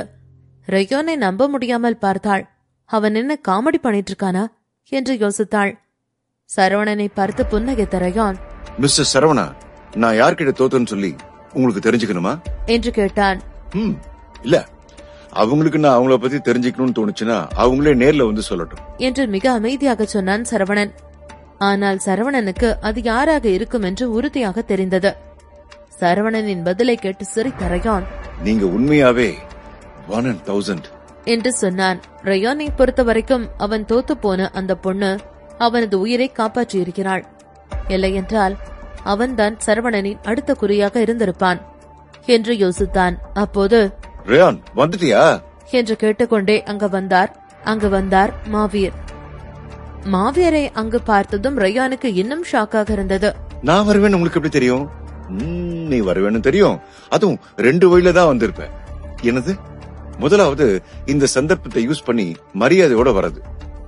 அப்போ ரெண்டாவது ஒண்ணும் இல்ல என்று சொல்லிவிட்டு சிரித்த மாவீர் தொடர்ந்து, ரெண்டாவது நீ வரமாட்ட, நாங்க தான் உன்னோட சாவுக்கு வந்திருப்போம் என்றார். அதை கேட்டதும் ரயான் எச்சில் விழுங்கிக் கொண்டான். கிளைசன் முதலாவது ட்ரஸ்டுக்கு போய் ஸ்டீபனின் அக்கவுண்டில் இருந்து பெருந்தொகையான பணத்தை அவரது அக்கவுண்டுக்கு எடுத்துக்கொண்டார். ஸ்டீபனின் பெயரில் இருந்த சில பிசினஸ்களையும் எடுத்துக்கொண்டார். ஹோக்ஸியாவில எல்லாத்தையும் ஹேண்டில் பண்ணிக்கிறது கொஞ்சம் ஈஸியா தான் இருக்கு. அதிர்ஷ்டவசமா எல்லாரும் சரவணன் மாதிரி இல்ல. எல்லாரும் மத்தவங்களுக்கு தொந்தரவு கொடுக்காம அவங்களோட வேலையை பாத்துக்கிட்டு இருக்காங்க என்று சொல்லி சிரித்துக் கொண்டார். அவரது பயணம் ஆல்பர்ட் வீட்டை நோக்கியதாகத்தான் இருந்தது. சாராவிற்கு ராத்திரி தூக்கமே வரவில்லை. வெளியே போய் பார்க்க மனம் இருந்தாலும் ஸ்டீபன் எல்லாவற்றையும் சரியாக்கி விடுவான் என்ற நம்பிக்கையில் இருந்தார். ஃப்ரெட்ரிக்கையும் கூட ஹவுஸ் அரெஸ்ட் பண்ணி வைத்திருந்தார். அவர்கள் 2 பேரும் இருந்த ரூமுக்கு பலத்த பாதுகாப்பு போடப்பட்டிருந்தது.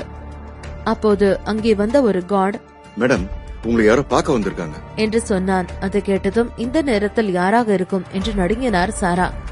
பதட்டத்துடன், யாரு என்று கேட்டார். மேடம் ஸ்டீபன் சொன்னான் என்று சொன்னான் கார்டு. அதை கேட்டதும் சாரா உடனே வெளியே எழுந்து ஓடினார். முன்னாடி ஃப்ரெட்ரிக்கை பார்த்து, பாத்தீங்க தானே, இதுதான் ஆரோன் ஃபேமிலியோட பவர் என்று சொல்லிவிட்டு போனார். சாராவின் முகத்தில் மிகவும் பிரகாசமான ஒரு புன்னகை இருந்தது. ஸ்டீபனாக வந்திருக்கும் கிளைசானை மேலிருந்து கீழ் வரை பார்த்தார். சட்டை கூட கசங்காமல் இருப்பதை பார்த்து சரவணனின் சுண்டு விரல் கூட ஸ்டீபனின் மேல் படவில்லை போல நினைத்துக் கொண்டார். அப்போது ஸ்டீபனின் தோற்றத்தில் இருந்த கிளைசான், நாளைக்கு எக்கனாமிக் கான்பரன்ஸ் அபிஷியலா ஸ்டார்ட் ஆக போகுது, அதுக்கு முன்னாடி நீங்க ஒரு வேலை செய்யணும் என்று சொன்னார். அந்த நேரத்தில் ஸ்டீபனை எதிர்பார்க்காத சாரா மிகவும் சந்தோஷமாக அவனை உள்ளே வரவேற்றார். சந்தோஷமாக துள்ளிக் கொண்டிருந்த சாராவை கிளைசான் இது யாரு என்பது போல் பார்த்தான். இவங்க தான் மிஸ்ஸஸ் ஆல்பர்ட். நம்ம ஆரோன் ஃபேமிலி மேல நிறைய மரியாதையும் நம்பிக்கை வச்சிருக்கிறவங்க. நம்ம ஃபேமிலியில சேர்றதுக்காக அவங்க என்ன வேணாலும் பண்ணுவாங்க. அவ்வளவு ஏன், நம்ம ஃபேமிலியில சேர்றதுக்காக அவங்களோட ஒரே பொண்ண கூட நம்ம குடும்பத்துக்கு கல்யாணம் பண்ணி கொடுக்க ஆசைப்படுறாங்க. இன்னும் சொல்ல போனா நம்ம குடும்பத்துக்காக அவங்க என்ன வேணாலும் செய்வாங்க. ஏன், அவங்களே விற்க சொன்னா கூட விற்பாங்க என்று சாராவை கழுவி கழுவி ஊத்தினான் ஸ்டீபன். ஆனால் அது எதையும் உணர்ந்து கொள்ளும் நிலையில் இல்லாமல் சந்தோஷத்தில் மிதந்து கொண்டிருந்தார் சாரா. ஸ்டீபன், போதும், என்னை பத்தி புகழ்ந்தது எனக்கு ஒரு மாதிரி வெக்கமா இருக்கு என்று சிரித்துக் கொண்டே சொன்னார் சாரா. சாராவிற்கு திடீரென்று எலினாவின் நினைவு வந்தது. பின்பு, சரி மாப்ள, என்னோட பொண்ணு எப்படி இருக்கா? நாளையில இருந்து அவ உங்க குடும்பத்து மருமக. அதை நினைக்கும் போது எனக்கு ரொம்ப சந்தோஷமா இருக்கு என்று சொன்னார். எலினாவை பற்றி கேட்டதும் ஒரு நிமிடம் ஸ்டீபன் அதிர்ந்து என்ன சொல்வது என்று முழித்துக் கொண்டிருந்தான். அவன் ஏதாவது சொல்ல அது தவறாக முடிந்து விடுமோ என்ற பயத்தில் அருகில் நின்று கொண்டிருந்த கிளைசனை பார்த்தான். அவர்களுக்கு எந்த ஒரு சங்கடமும் கொடுக்காமல் சாராவை மறுபடியும் பேச ஆரம்பித்தார். என்று சொல்லி சிரித்தார். உடனே ஸ்டீபன் ஆமாம் என்பது போல் தலையை அசைத்தான். பின்பு, நாளைக்கு நடக்க போற எக்கனாமிக் கான்பரன்ஸ்ல உங்களுக்கு ஒரு முக்கியமான வேலை இருக்கு. நாங்க என்ன சொல்றோமோ அதை நீங்க அப்படியே செய்யணும் என்று ஸ்டீபன் சொன்னான். அடுத்த நாள் காலையில் எக்கனாமிக் கான்பரன்ஸ் கோலாகலமாக தொடங்க இருந்தது. அந்த கான்பரன்ஸ் நடக்க இருக்கும் தெரு முழுவதும் மக்கள் கூட்டம் அதிகமாக இருந்தது. அந்த கான்பரன்ஸில் கலந்து கொள்வதற்காக பல நாடுகளிலிருந்தும் பெரிய பெரிய பிசினஸ் மேக்னட்டுகள் வந்திருந்தார்கள். எக்கனாமிக் கான்பரன்ஸ் சரியாக 9 மணிக்கு தொடங்க இருந்தது. மீடியாக்காரர்களும் பிரஸ் ரிப்போர்ட்டர்களும் 8 மணிக்கெல்லாம் தங்களது வேலைகளை தொடங்கியிருந்தார்கள். அனைவரும் அவரவர் இருக்கையில் உட்கார்ந்து கொண்டிருக்க எக்கனாமிக்ஸ் கான்பரன்ஸ் தொடங்கியது. அப்பொழுது அந்த மேடைக்கு ஹோஸ்ட் வந்தார். ஹலோ எவ்ரிபடி, இன்னைக்கு நம்ம எக்கனாமிக் கான்ஃபரன்ஸோட ஃபர்ஸ்ட் டே. இந்த கான்செப்ட் தொடங்குவதற்கு முன்னாடி உங்களுக்கு ஒரு முக்கியமான நபரை அறிமுகப்படுத்த போறேன். அவங்க வேற யாரும் இல்ல, மிஸ்ஸஸ் ஆல்பர்ட், நம்ம பிராண்ட் அம்பாசிடர் எலினாவோட அம்மா என்று சாராவை அறிமுகப்படுத்தி வைத்தார். உடனே சாரா அனைவருக்கும் முன்பு வந்து நின்று மென்மையான குரலில் பேசத் தொடங்கினார். ஹலோ எவ்ரிவான் என்று சாரா அருகில் நின்று கொண்டிருந்த அந்த ஹோஸ்ட் பேசினார். நம்ம எல்லாருக்குமே நல்லா தெரியும், இவங்க ஆல்பர்ட் ஃபேமிலி சேர்ந்தவங்க மட்டும் இல்ல, செபாஸ்டின் ஃபேமிலியும் சேர்ந்தவங்க. உங்ககிட்ட நாங்க எல்லாரும் கேட்க விரும்புற முதல் क्वेश्चन, நீங்க உங்க பொண்ண எப்படிமா இவ்வளவு அழகா வளர்த்திருக்கீங்க என்று கேட்டார். உடனே சாரா சிரித்துக் கொண்டு பதில் சொன்னார்.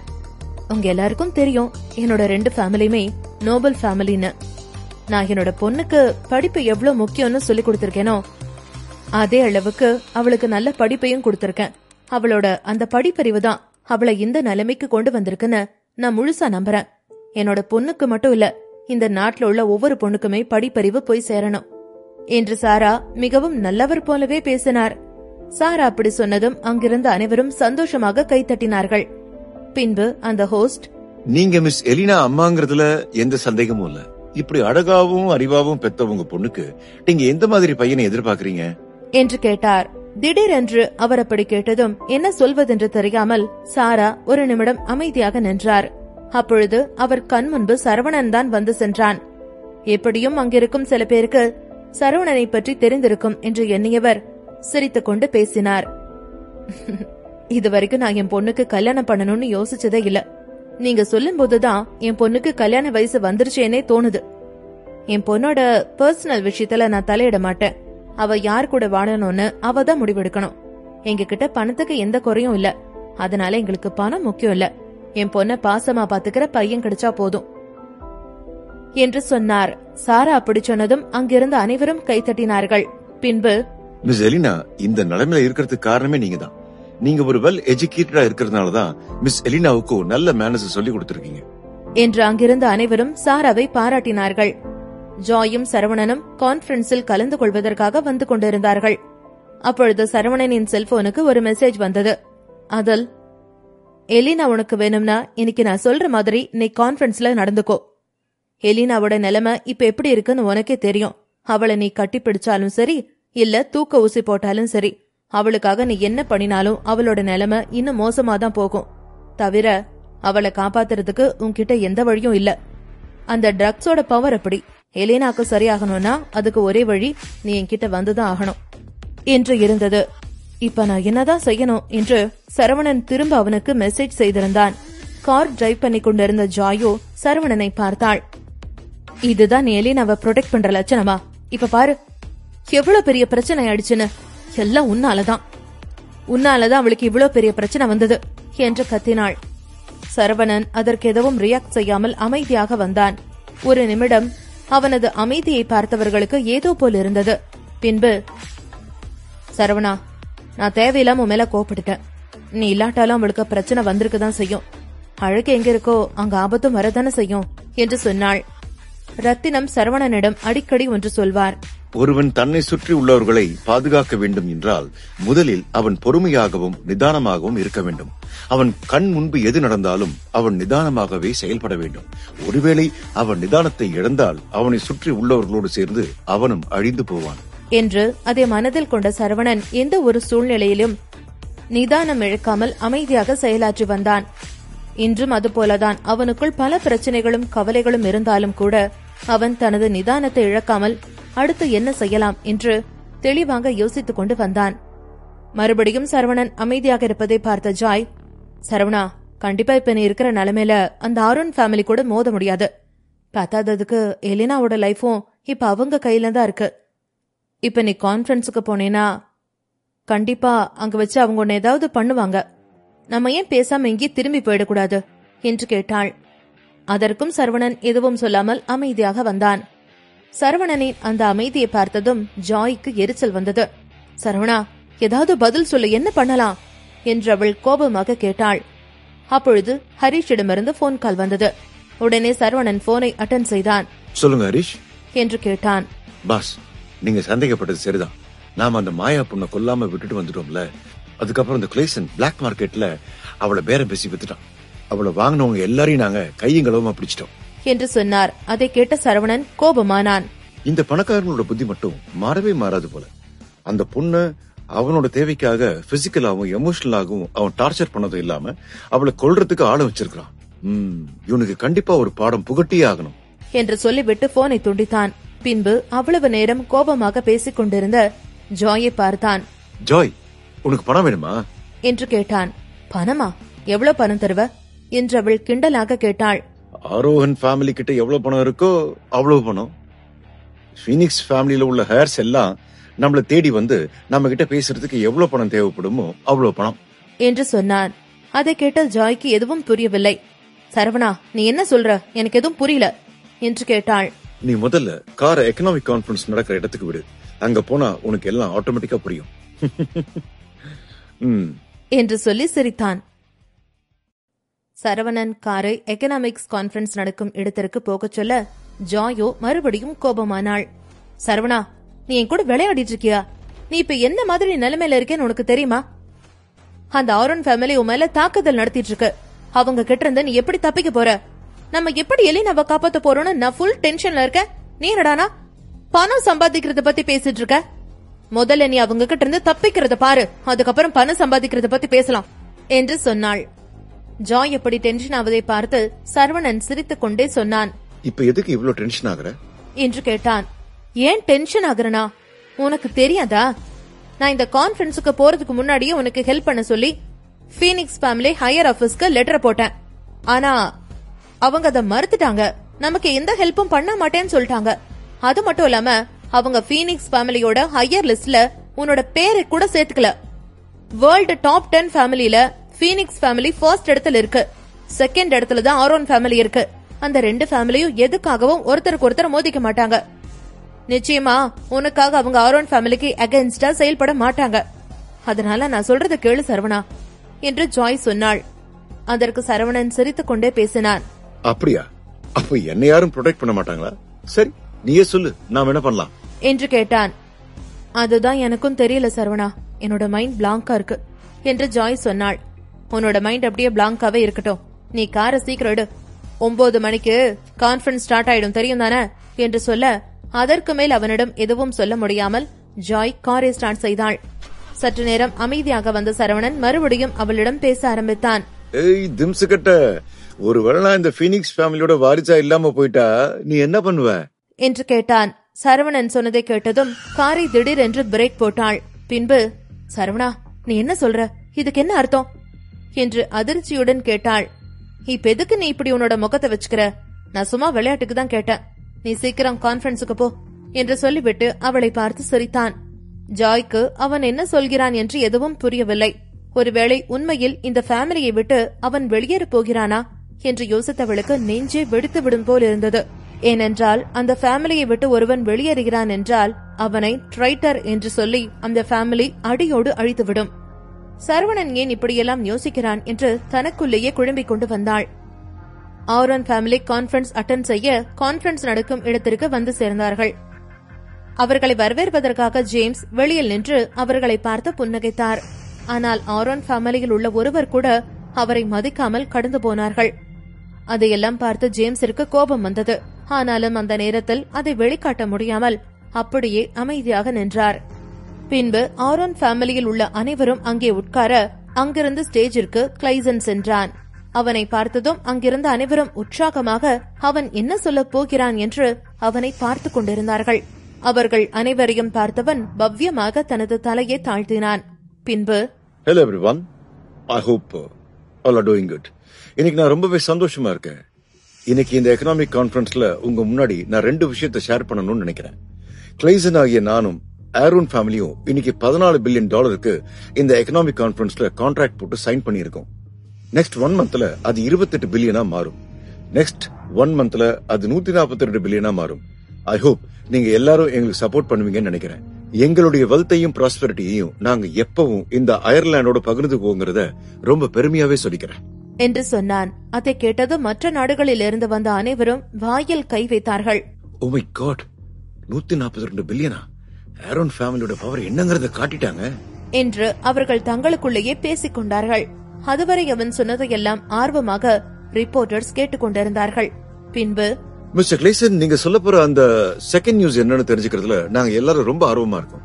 சீக்கிரம் சொல்லுங்க, அது என்ன விஷயம் என்று கேட்டார்கள். உடனே கிளைசன் சிரித்துக் கொண்டே சொன்னான், அதுவும் குட் நியூஸ் தான்.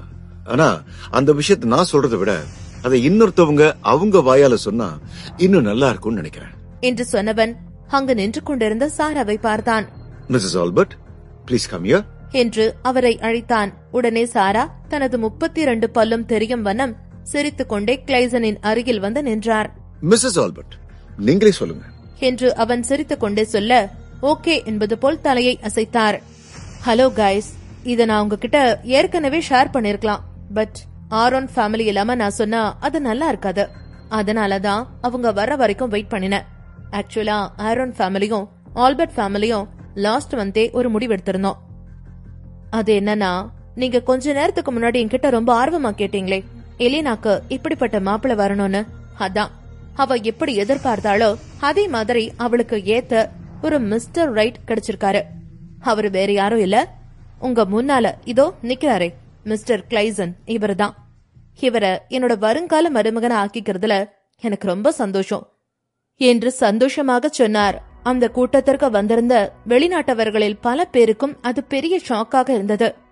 எப்படியும் எலினாவை தங்கள் வீட்டு மருமகளாக ஆக்கிவிட வேண்டும் என்றிருந்தவர்களுக்கு திடீரென்று அவள் ஆரோன் ஃபேமிலிக்கு மருமகளாக போகிறாள் என்பது அதிர்ச்சியாக இருந்தது. எலினா ஆரோன் ஃபேமிலி விட்டு மருமகளாக ஆக்கப் போவது சற்று நேரத்தில் தீயாக பரவ அனைத்து ஊடகங்களிலும் அதை பற்றி பேசப்பட்டது. கான்பரன்ஸில் என்ன நடந்து கொண்டிருக்கிறது என்பதை எஃப்எம் மூலம் கேட்டுக் கொண்டிருந்த ஜாய் சாராவின் அந்த பேச்சை கேட்டதும் கோபமானாள். இவெல்லாம் தாயே இல்ல பேய்.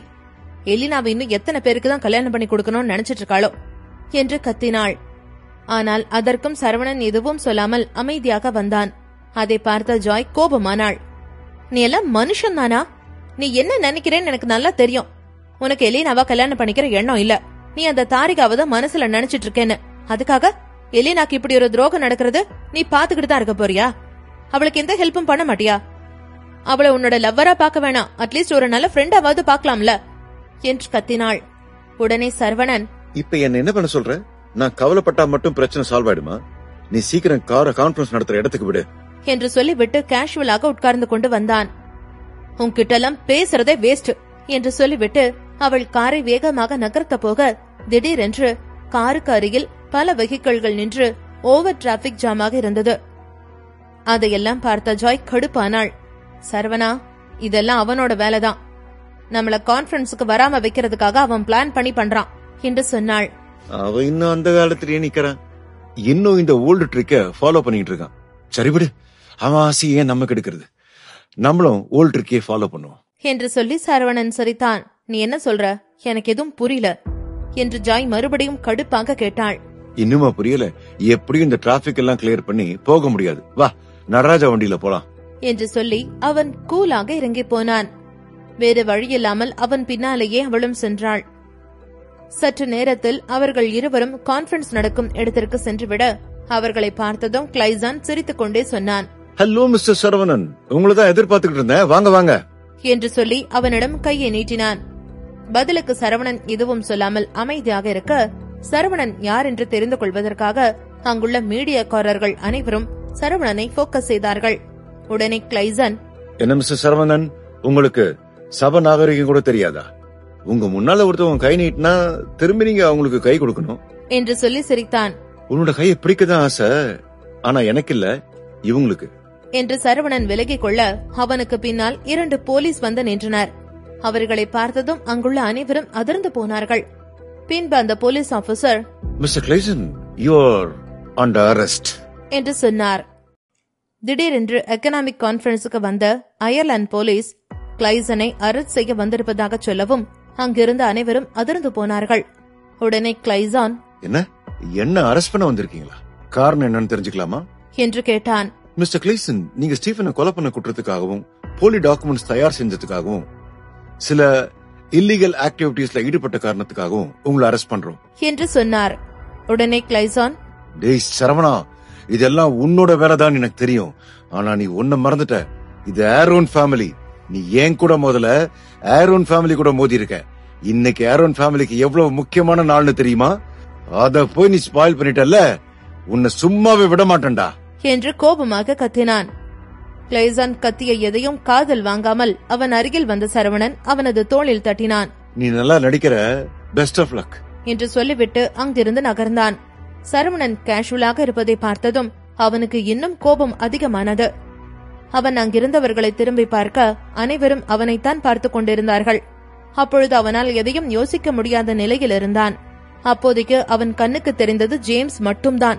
உடனே, ஜேம்ஸ், நீங்களும் என்ன பாத்துக்கிட்டு இருக்கீங்க, நீங்களாவது வந்து என்னன்னு கேளுங்க என்று சொன்னான். உடனே ஜேம்ஸ் தனது ஷோல்டரை தூக்கிக் கொண்டு போலீஸ் ஆபீசர் அருகில் சென்றார். பின்பு, சொல்லுங்க சார், என்னாச்சு? நீங்க என்ன ஆதாரத்தை கொண்டு அவரை அரெஸ்ட் பண்ண வந்திருக்கீங்க என்று கேட்டார். சார், ஆதாரம் எல்லாம் பெர்ஃபெக்ட்டா இருக்கு. அது மட்டும் இல்ல, இவர் பண்ண எல்லா குற்றத்துக்கும் சாட்சி சொல்ல ஆளே நேர்ல இருக்காங்க என்று சொன்னார். போலீஸ் ஆபீசர் அப்படி சொன்னதும் கிளைசன் அதிர்ந்து போனான். நான் தப்பு பண்ணேன்னு சொல்றதுக்கு சாட்சி இருக்கா? யார் அது? அப்படி யாரும் இருக்க வாய்ப்பே இல்ல. நான் எந்த தப்பும் பண்ணல என்று அந்த கான்பரன்ஸில் இருக்கும் அனைவரையும் அவனை நல்லவன் என்று நம்பும்படி கத்தி பேசினான். அப்போது திடீரென்று இங்கு கைத்தட்டு மோசை கேட்டது. அங்கிருந்த அனைவரும் யார் என்று திரும்பி பார்க்க அங்கு மாயாதான் வந்து கொண்டிருந்தாள். மாயாவை பார்த்ததும் கிளைசனின் முகம் கருத்து போனது. இவ எப்படி உயிரோட வந்தா? இவள கொல்ல அனுப்பினாலும் சாதாரண கிடையாது. எல்லாருமே ஆரோன் ஃபேமிலியை ப்ரொடெக்ட் பண்றதுக்காக பல வருஷமா ட்ரைனிங் எடுத்தவங்க தானே. அவங்க கிட்ட இருந்து எப்படி இவ தப்பிச்சா என்று தனக்குள்ளேயே சொல்லிக் கொண்டு அவளை பார்த்தான். மாயாவோ கேஷுவலாக அவன் முன்பு நடந்து வந்து கொண்டிருந்தாள். ஆனால் அவளது முகத்தில் அவன் மீதான வெறுப்பு நன்றாக தெரிந்தது. என்ன மிஸ்டர் கிளைசன், இன்னும் நீ இந்த உலகத்தை ஏமாத்தலாம் நினைச்சுக்கிட்டு இருக்கியா? நான் உன் முன்னால உயிரோட வந்ததை பார்க்கும்போது உன்னால நம்ப முடியல. என்னடா, இவளை நேத்தே கொல்றதுக்கு ஆள் அனுப்பினமே, ஆனா இப்படி நம்ம முன்னால வந்து நிக்கிறாளேன்னு ஆச்சரியமா இருக்கா என்று கேட்டுக்கொண்டே அவன் அருகில் வந்து நின்றாள். கிளைசனுக்கு தெரியும் அவனது அனைத்து ரகசியத்தின் உள்ளடக்கமே மாயாதான் என்று. இத்தனை வருடத்தில் அவன் செய்த அனைத்து அயோக்கியத்தனத்திற்கும் ஒரே சாட்சி அவள் மட்டும்தான். அவள் இறந்துவிட்டால் அவளோடு சேர்ந்து அவனது ரகசியங்களும் இறந்துவிடும் என்றிருந்தவனுக்கு இன்று அவள் கண் முன்பு வந்து நின்றது பேரதிர்ச்சியை கொடுத்தது. அவளை பார்த்ததும் கிளைசன் வேகமாக அவள் அருகில் சென்றான். நீ என்ன சொல்ற? நான் போய் உன்னை கொல்ல ஆள் அனுப்புவேனா? நீ ஏதோ தப்பா புரிஞ்சிட்டு இருக்க. இந்த சரவணன் தான் உங்ககிட்ட ஏதோ போய் சொல்றான். இங்க பாரு, இந்த சரவணன் உனக்கு எதிரி. அதனால அவன் நம்ம 2 பேரையும் பிரிக்க பாக்குறான். நான் சொல்றத கேளு என்று அவளது கையை பிடித்து அவளிடம் கெஞ்சினான். சட்டென்று அவனது கையை தட்டிவிட்டாள். பின்பு, சீ, என் கையை பிடிக்கிற தகுதி கூட உனக்கு இல்ல. உன்னை நான் எவ்வளவு நம்பின, உனக்காக நான் என்னென்னலாம் பண்ணிருப்பேன். நீ சொன்ன எல்லாத்தையும் கண்ண மூடிட்டு செஞ்சேன். ஸ்டீஃபன் உன்னை முழுசா நம்பி உன்னோட விளையாட்டு பொம்மையா மாத்துற வரைக்கும் அவன்கிட்ட ஒரு அடிமை மாதிரி இருந்த. இதெல்லாம் யாருக்காக? உன்னோட அன்புக்காக தானே. ஆனா நீ என்னையே கொல்ல பாத்துட்டல்ல என்று சொன்னாள். அவள் அப்படி சொல்லும் பொழுது அவளது கண்களில் கண்ணீர் வடிந்து கொண்டிருந்தது. என்னதான் சரவணனுக்கு மாயா மீது தனிப்பட்ட கோபம் இருந்தாலும் ஒருவனின் அன்பிற்காகத்தானே இவள் இவ்வளவும் செய்தாள் என்று நினைக்கையில் அவனுக்கு பாவமாகத்தான் இருந்தது. உண்மையை சொல்ல போனால் அவளை காப்பாற்ற வேண்டும் என்று சரவணனுக்கு எந்த எண்ணமும் இல்லை. அயர்லாந்தில் ஒருமுறை ரத்தினத்தை சந்திக்கும் பொழுது அவர் இறுதியாக அவனிடம் கேட்டுக்கொண்டது, பாஸ், ஒருவேளை என்னைக்காவது மாயாவை காப்பாத்துற சூழ்நிலை வந்தா அவளை காப்பாத்துங்க. அவ ரொம்ப பிரேவான பொண்ணு. அவ கூட அவ்வளவு சாதாரணமா யாரும் ஈக்குவலா நின்னு ஃபைட் பண்ண முடியாது. என்னோட ஸ்டூடெண்ட்ஸ்லயே அவதான் பிரைட் ஸ்டூடெண்ட். ஆனா எமோஷன்ஸ் வந்துட்டா அவ ரொம்ப வீக். அவளை யார் வேணாலும் ஈஸியா தோக்கடிச்சிட முடியும். அவ தப்பான பாதையில போறான்னு எனக்கு தெரியும். இருந்தாலும் அவளை எனக்காக நீங்க காப்பாத்தணும் என்று சொல்லிவிட்டு போனார். அவர் கேட்டுக்கொண்ட அந்த ஒற்றை வார்த்தைக்குதான் சரவணன் அவளை காப்பாற்றினான். மாயா, அப்படி சொல்லாத. நிஜமாவே உன் எனக்கு ரொம்ப பிடிக்கும் என்று மறுபடியும் அவளிடம் அவன் அன்பாக பேச பார்த்தான். அப்பொழுது மாயா அவன் அருகில் சென்றாள். இங்க பாரு, நீ என்ன பேசினாலும் இதுக்கு மேல என்னால நம்ப முடியாது. நீ பண்ணின அத்தனை தப்புக்கான ஆதாரமோ இதோ என் கையில இருக்கிற வாட்சில் இருக்கு. இத மட்டும் நான் நடந்துகிட்டு இருக்கிற இந்த கான்பரன்ஸ்ல காமிச்சேன்னு வச்சுக்க, அதுக்கப்புறம் உன்னை காப்பாத்த அந்த கடவுளால கூட முடியாது என்று சொன்னவள் ஒரு நிமிடம் அமைதியாக இருந்தாள். பின்பு, இப்போ என்னால உன்னை முழுசா வெறுக்க முடியல. அந்த ஒரு காரணத்தினால உனக்கு ஒரு சின்ன அட்வைஸ் கொடுக்கறேன், கேட்டுக்கோ என்று சொன்னாள். இதோ நிக்கிறாரே மிஸ்டர் சரவணன், அவர் கூட நீ போட்டி போடுறதுக்கு உனக்கு எந்த தகுதியும் இல்ல. உன்னால கண்டிப்பா அவரை ஜெயிக்கவே முடியாது. அதனால உன்னோட பேராசையெல்லாம் மூட்டை கட்டிட்டு அவர்கிட்ட மன்னிப்பு கட்டிட்டு நார்மலான ஒரு லைஃப வாழப்பாரு. அதுதான் உனக்கும் நல்லது, உன்னோட ஃபேமிலிக்கும் நல்லது என்று சொன்னாள். மாயா அப்படி சொன்னதும் கிளைசன் சத்தமாக சிரித்தான். மாயா, நீ இன்னும் என்ன ஒழுங்கா புரிஞ்சுக்கலன்னு நினைக்கிறேன். நான் ஆரோன் ஃபேமிலியை சேர்ந்தவன். இந்த வேர்ல்டையே ஆள்ற ஃபேமிலியில என்னோட ஃபேமிலி ஒண்ணு. அந்த சரவணனை விட நான் எந்த வகையிலயும் குறைஞ்சவன் இல்லன்றத இப்ப நான் உனக்கு ப்ரூவ் பண்றேன் என்று சொன்னவன் சரவணனின் அருகில் சென்றான். மிஸ்டர் சரவணன், எனக்கு தெரியும் நீங்க இதெல்லாம் பண்றதுக்கு. நான் இப்ப சொல்றேன், அந்த எலினா மேல எனக்கு எந்த எண்ணமும் இல்ல. நான் அவளை விட்டுறேன். அதுக்கு பதிலா நீயும் இந்த பிரச்சனைய இப்படியே விட்டுற என்று சொன்னான். சரவணன் அவனுக்கு எந்த பதிலும் சொல்லாமல் அமைதியாக நின்றான். சரவணனின் அமைதியை பார்த்தவன் சிரித்துக் கொண்டே சொன்னான், எனக்கு தெரியும் நீ என்கிட்ட என்ன எதிர்பார்க்கிறேன் என்று சொன்னான். பின்பு சரவணன் அருகில் நெருங்கி சென்றான். உனக்கு நான் 14 பில்லியன் தரேன். எனக்கு ஒரே ஒரு சான்ஸ் கொடு. இந்த பிரச்சனையில இருந்து என்ன ரிலீஸ் பண்ணு என்று சொன்னான். அதற்கும் சரவணன் எதுவும் சொல்லாமல் அமைதியாக நின்றான். பின்பு என்று கேட்டான். அதற்கும் சரவணன் எதுவும் சொல்லாமல் அமைதியாக நின்றான். பின்பு சரி, ஓகே, 28 பில்லியன் தரேன், இப்ப டீல் ஓகேவா என்று கேட்டார். அதற்கும் சரவணன் எதுவும் சொல்லாமல் அமைதியாக நின்றான். அதை பார்த்தவன் கடுப்பானான். உனக்கு கொஞ்சம் ஆசை அதிகமா தான் இருக்கு. சரி, உனக்கு வேணாம், எனக்கு வேணாம். 70 பில்லியன் போதுமா? அது மட்டும் இல்ல, இந்த எக்கனாமிக் கான்ஃபரன்ஸ்ல வர எந்த ப்ராஃபிட்டும் எனக்கு வேணாம். எல்லாத்தையும் நீயே வச்சுக்கோ. தயவு செஞ்சு இந்த பிரச்சனையை நமக்குள்ளேயே முடிச்சுக்கோ. இப்போ உனக்கு டீலிங் ஓகேன்னு நினைக்கிறேன் என்று சொன்னான். அதற்கும் சரவணன் எதுவும் சொல்லாமல் தனது கைகளை கட்டிக்கொண்டு அமைதியாகவே நின்றான். கிளைசனுக்கு இப்போதுதான் அவன் அமைதியாக இருப்பதற்கான காரணம் புரிய ஆரம்பித்தது. அப்பொழுது சரவணனை அவர் நிமிர்ந்து பார்க்க சரவணனின் இதழோரும் ஒரு சிறு புன்னகை மட்டும் இருந்தது. அதை பார்த்தவனின் கைகள் பயத்தில் மெதுவாக ஆட ஆரம்பித்தது. கிளைசன் இதுவரைக்கும் செய்த எந்த அட்டூழியமும் ஆரோன் ஃபேமிலிக்கு தெரியாது. முக்கியமாக இவனால் தான் ஸ்டீபன் இறந்து போனான் என்றும் அவர்களுக்கு தெரியாது. ஒருவேளை இவன் செய்த அனைத்து விஷயங்களும் ஆரோன் ஃபேமிலி முன்பு தெரிய வந்தால் அதன் பிறகு மாயா சொன்னது போல் கடவுளால் கூட அவனை காப்பாற்ற முடியாது என்று நன்றாக புரிந்து போக சரவணன் இன்னும் தன்னிடம் என்ன எதிர்பார்க்கிறான் என்று கண்களில் பயத்துடன் சரவணனை பார்த்தான். சரவணன் அவனிடம் என்ன கேட்கப் போகிறான்? ஆரோன் ஃபேமிலிக்கு உண்மை தெரிய வருமா? இதெல்லாம் தெரிஞ்சுக்கணும்னா அடுத்த அத்தியாயத்தை கேளுங்க. கிளைசான் 70 பில்லியன் தருவதாக சொல்லியும் சரவணன் எதுவும் சொல்லாமல் அமைதியாக நிற்க அவனின் அமைதிக்கான அர்த்தத்தை புரிந்து கொண்ட கிளைசானின் 2 கைகளும் பயத்தில் நடுங்க ஆரம்பித்தன. அதை கவனித்த மாயா சரவணனின் அருகில் சென்றாள். மிஸ்டர் சரவணன், எனக்கு தெரியும் அவன் பண்ணின எல்லாமே தப்புதான். ஆனா உங்களுடைய எதிரி அவன் இல்லைன்னு தெரியும். பிளீஸ் ஒரு தடவை அவனை மன்னிச்சு விட்டுருங்க. மாயா அப்படி சொல்லும் பொழுது அவளது கண்களில் கண்ணீர் வழிய அவளையும் அறியாமல் அவளது கைகள் அவளது வயிற்றை மெதுவாக தடவியது. மாயாவின் அந்த செய்கையை பார்த்ததுமே அவள் பிரெக்னண்டாக இருக்கிறாள் என்பதை புரிந்து கொண்டான் சரவணன். மாயா, அவன் உன்னை இந்த நிலைமைக்கு ஆளாக்குனதுக்கு பிறகும் அவனை நீ மன்னிக்கணும்னு நினைக்கிறியா என்று கேட்டான். உடனே மாயா தனது கண்களில் வழிந்த கண்ணீரை துடைத்துக் கொண்டே சொன்னாள், அவனை நான் மன்னிக்கணும்னு நினைக்கல. அதே சமயம் அவனுக்கு தண்டனை கிடைக்கணும்னு நினைக்கல. அவன் திருந்துறதுக்கு ஒரே ஒரு சான்ஸ் கொடுங்க.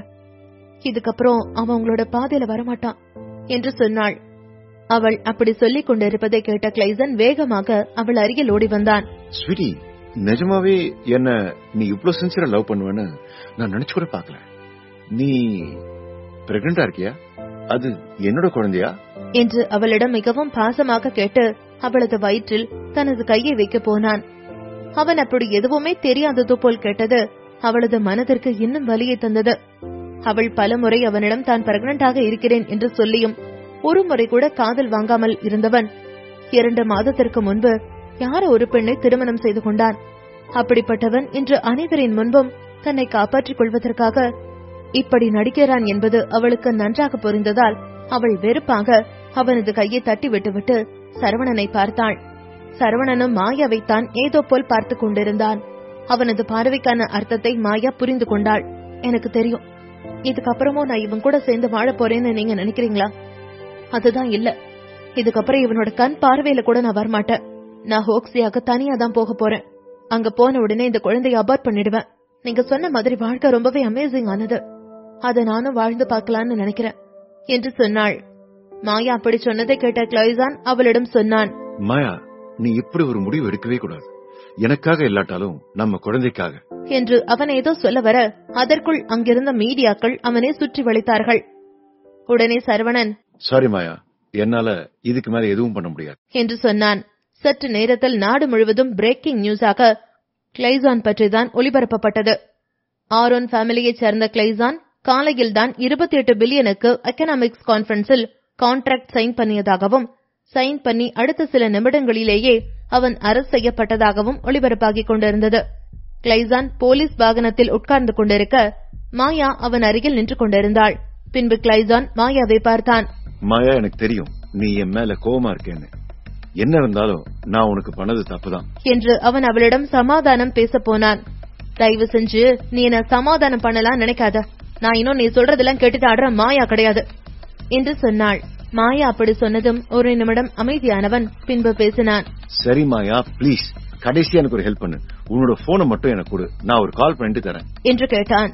அவன் மீதான காதல் மாயாவின் இதயத்திற்குள் இன்னும் ஒரு ஓரத்தில் இருந்ததால் அவனை அந்த நிலையில் பார்க்க அவளுக்கு கஷ்டமாக இருந்தது. உடனே தனது செல்போனை எடுத்து கொடுத்தாள். போனை வாங்கியவன் வேகமாக தனது தாயின் செல்லுக்கு போன் செய்தான். மேம், நம்ம போட்ட எல்லா பிளானும் வீணா போச்சு. நம்ம பிளான கண்டுபிடிச்சிட்டாங்க.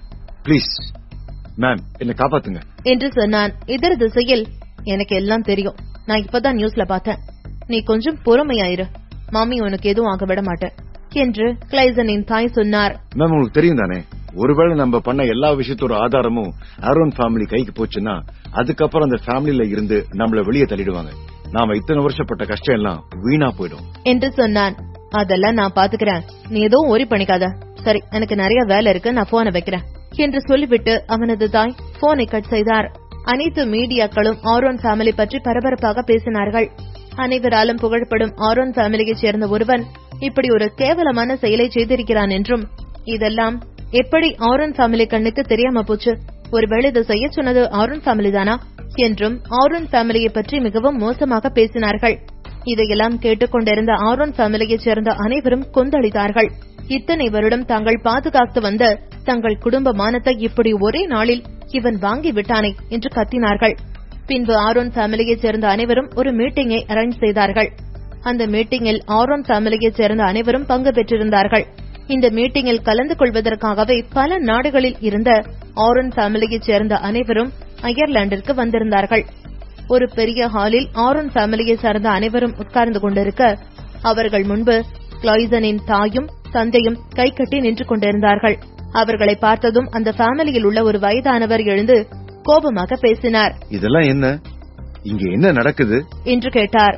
உடனே கிளைசனின் தந்தை அவர்கள் முன்பு தனது தலையை தாழ்த்தினார். இப்படி ஒரு மோசமான புள்ளியை பெற்றதை நினைக்கும் போது எனக்கு ரொம்ப கஷ்டமா இருக்கு. இந்த குடும்பத்துல பிறந்துட்டு அவன் இப்படி பண்ணுவான்னு நான் நினைச்சு கூட பாக்கல. அவன் சார்பா உங்க எல்லார்கிட்டையும் நான் மன்னிப்பு கேட்டுக்கிறேன். அவனுக்கு நானே நல்ல பாடம் கத்துக் கொடுக்கிறேன் என்று அவர்கள் முன்பு தனது மகனை திட்டுவது போல் நாடகம் நடத்தினார். அங்குள்ள அனைவருக்கும் அவரை பற்றி நன்றாக தெரியும். நிச்சயமாக அவனது அனைத்து செயல்களுக்கு பின்னாலும் இவர் இருக்கிறார் என்பதை புரிந்து கொண்டவர்கள் அவரை பார்த்து முறைத்தார்கள்.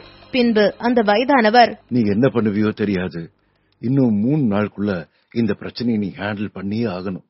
ஒருவேளை இத பண்ணலன்னா இந்த ஃபேமிலில இருந்து உன்னோட ஃபேமிலிய மொத்தமா தூக்கிடுவோம் என்று சொன்னார். உடனே கிளைசனின் தாயும் தந்தையும், நிச்சயம் அந்த பிரச்சனையை நாங்களே சரி பண்ணிடுறோம், எங்களுக்கு ஒரே ஒரு சான்ஸ் மட்டும் கொடுங்க என்று சொல்லி அவர்கள் முன்பு தலை தாழ்த்தி நின்றார்கள். பின்பு அந்த கூட்டத்தில் இருந்த இன்னொரு வயதானவர் எழுந்து கேட்டார். அது சரி, அந்த சரவணன் யாரு? அவனுக்கு எவ்வளவு தைரியம் இருந்தா நம்ம ஃபேமிலியை சார்ந்தவன்னு தெரிஞ்சும் அவ்வளவு பேருக்கு முன்னால அவன் அப்படி பண்ணிருப்பான்? அவன் யாரா இருந்தாலும் சரி, ஆரோன் ஃபேமிலிக்கு அகைன்ஸ்டா அவன் செயல்பட்டது எவ்வளவு தப்புன்னு அவனுக்கு புரிய வைக்கணும் என்று சொன்னார். உடனே கிளைசனின் தந்தை, அவன் பீனிக்ஸ் ஃபேமிலியை சேர்ந்தவன், அது மட்டும் இல்ல அந்த ஃபேமிலியில் உள்ள மிஸ்டர் வேலனோட பையன் என்று சொன்னார். அவ்வளவு நேரம் அங்கு ஆக்ரோஷமாக பேசிக் கொண்டிருந்தவர் பீனிக்ஸ் ஃபேமிலி என்று கேட்டதும் ஒரு நிமிடம் அப்படியே அதிர்ந்து நின்றார். என்ன, பீனிக்ஸ் ஃபேமிலியா என்று அவர் ஆச்சரியத்துடன் கேட்க, கிளைசனின் தந்தை ஆமாம் என்பது போல் தலையை அசைத்தார். ஒரு நிமிடம் தன் கண்களை மூடி யோசித்தார். பின்பு, யாரா இருந்தாலும் சரி, நம்மளோட குடும்ப மானத்தை இவ்வளவு தூரம் அவங்க வாங்கினதுக்கு அப்புறம் அவங்கள நம்ம விடுறது தப்பு. உடனே அந்த ஃபேமிலியில உள்ள ஹையர்ஸ் மீட் பண்றதுக்கு ஏற்பாடு பண்ணுங்க என்று சொன்னார். அதற்கு கிளைசனின் தந்தை ஓகே என்பது போல் தலையை அசைத்தார். ஆரோன் ஃபேமிலியும் சக்தி வாய்ந்த குடும்பம்தான் என்பதற்கு ஆதாரமாக அடுத்த நாளே கிளைசான் பற்றிய தகவல்கள் அனைத்தும் இருந்த இடம் தெரியாமல் காணாமல் போயிருந்தது. அடுத்த 3 நாளில் அதே கான்பரன்ஸில் ஆரோன் ஃபேமிலி கிளைசானின் பெயரில் 78 பில்லியனுக்கு கான்ட்ராக்ட் சைன் செய்தார்கள். ஆரோன் ஃபேமிலியின் இந்த செய்கை சரவணனுக்கும் அதிர்ச்சியாகத்தான் இருந்தது. அடுத்து என்ன செய்யலாம் என்று அவன் யோசித்துக் கொண்டிருந்தான். அந்த செய்தியை பார்த்த ஜாயோ அதிர்ந்தாள். சரவணா, நாம நினைச்சதை விட அவங்க ரொம்ப பவர்ஃபுல்லானவங்களா இருக்காங்க. நெக்ஸ்ட் நீ என்ன பண்ண போற என்று கேட்டாள். அப்பொழுது அவர்கள் அறைக்கு ஒரு பார்சல் வந்தது. அந்த பார்சலை ஜாய் பார்த்து கொண்டிருந்தாள். பின்பு, இது என்ன பார்சல், யார் அனுப்பியிருப்பாங்க என்று கேட்டுக்கொண்டே அங்கு நின்றவர்களிடம் சொன்னாள். அந்த பார்சல் ஓபன் பண்ணுங்க என்று. அங்கிருந்தவர்கள் ஒருவன் அந்த பார்சலை ஓபன் செய்து பார்க்க அதற்குள் ஒரு பெண்ணின் கைவிரல் இருந்தது. அந்த பெட்டிக்குள் கைவிரலை பார்த்ததும் சரவணன் அப்படியே அதிர்ந்து நின்றான்.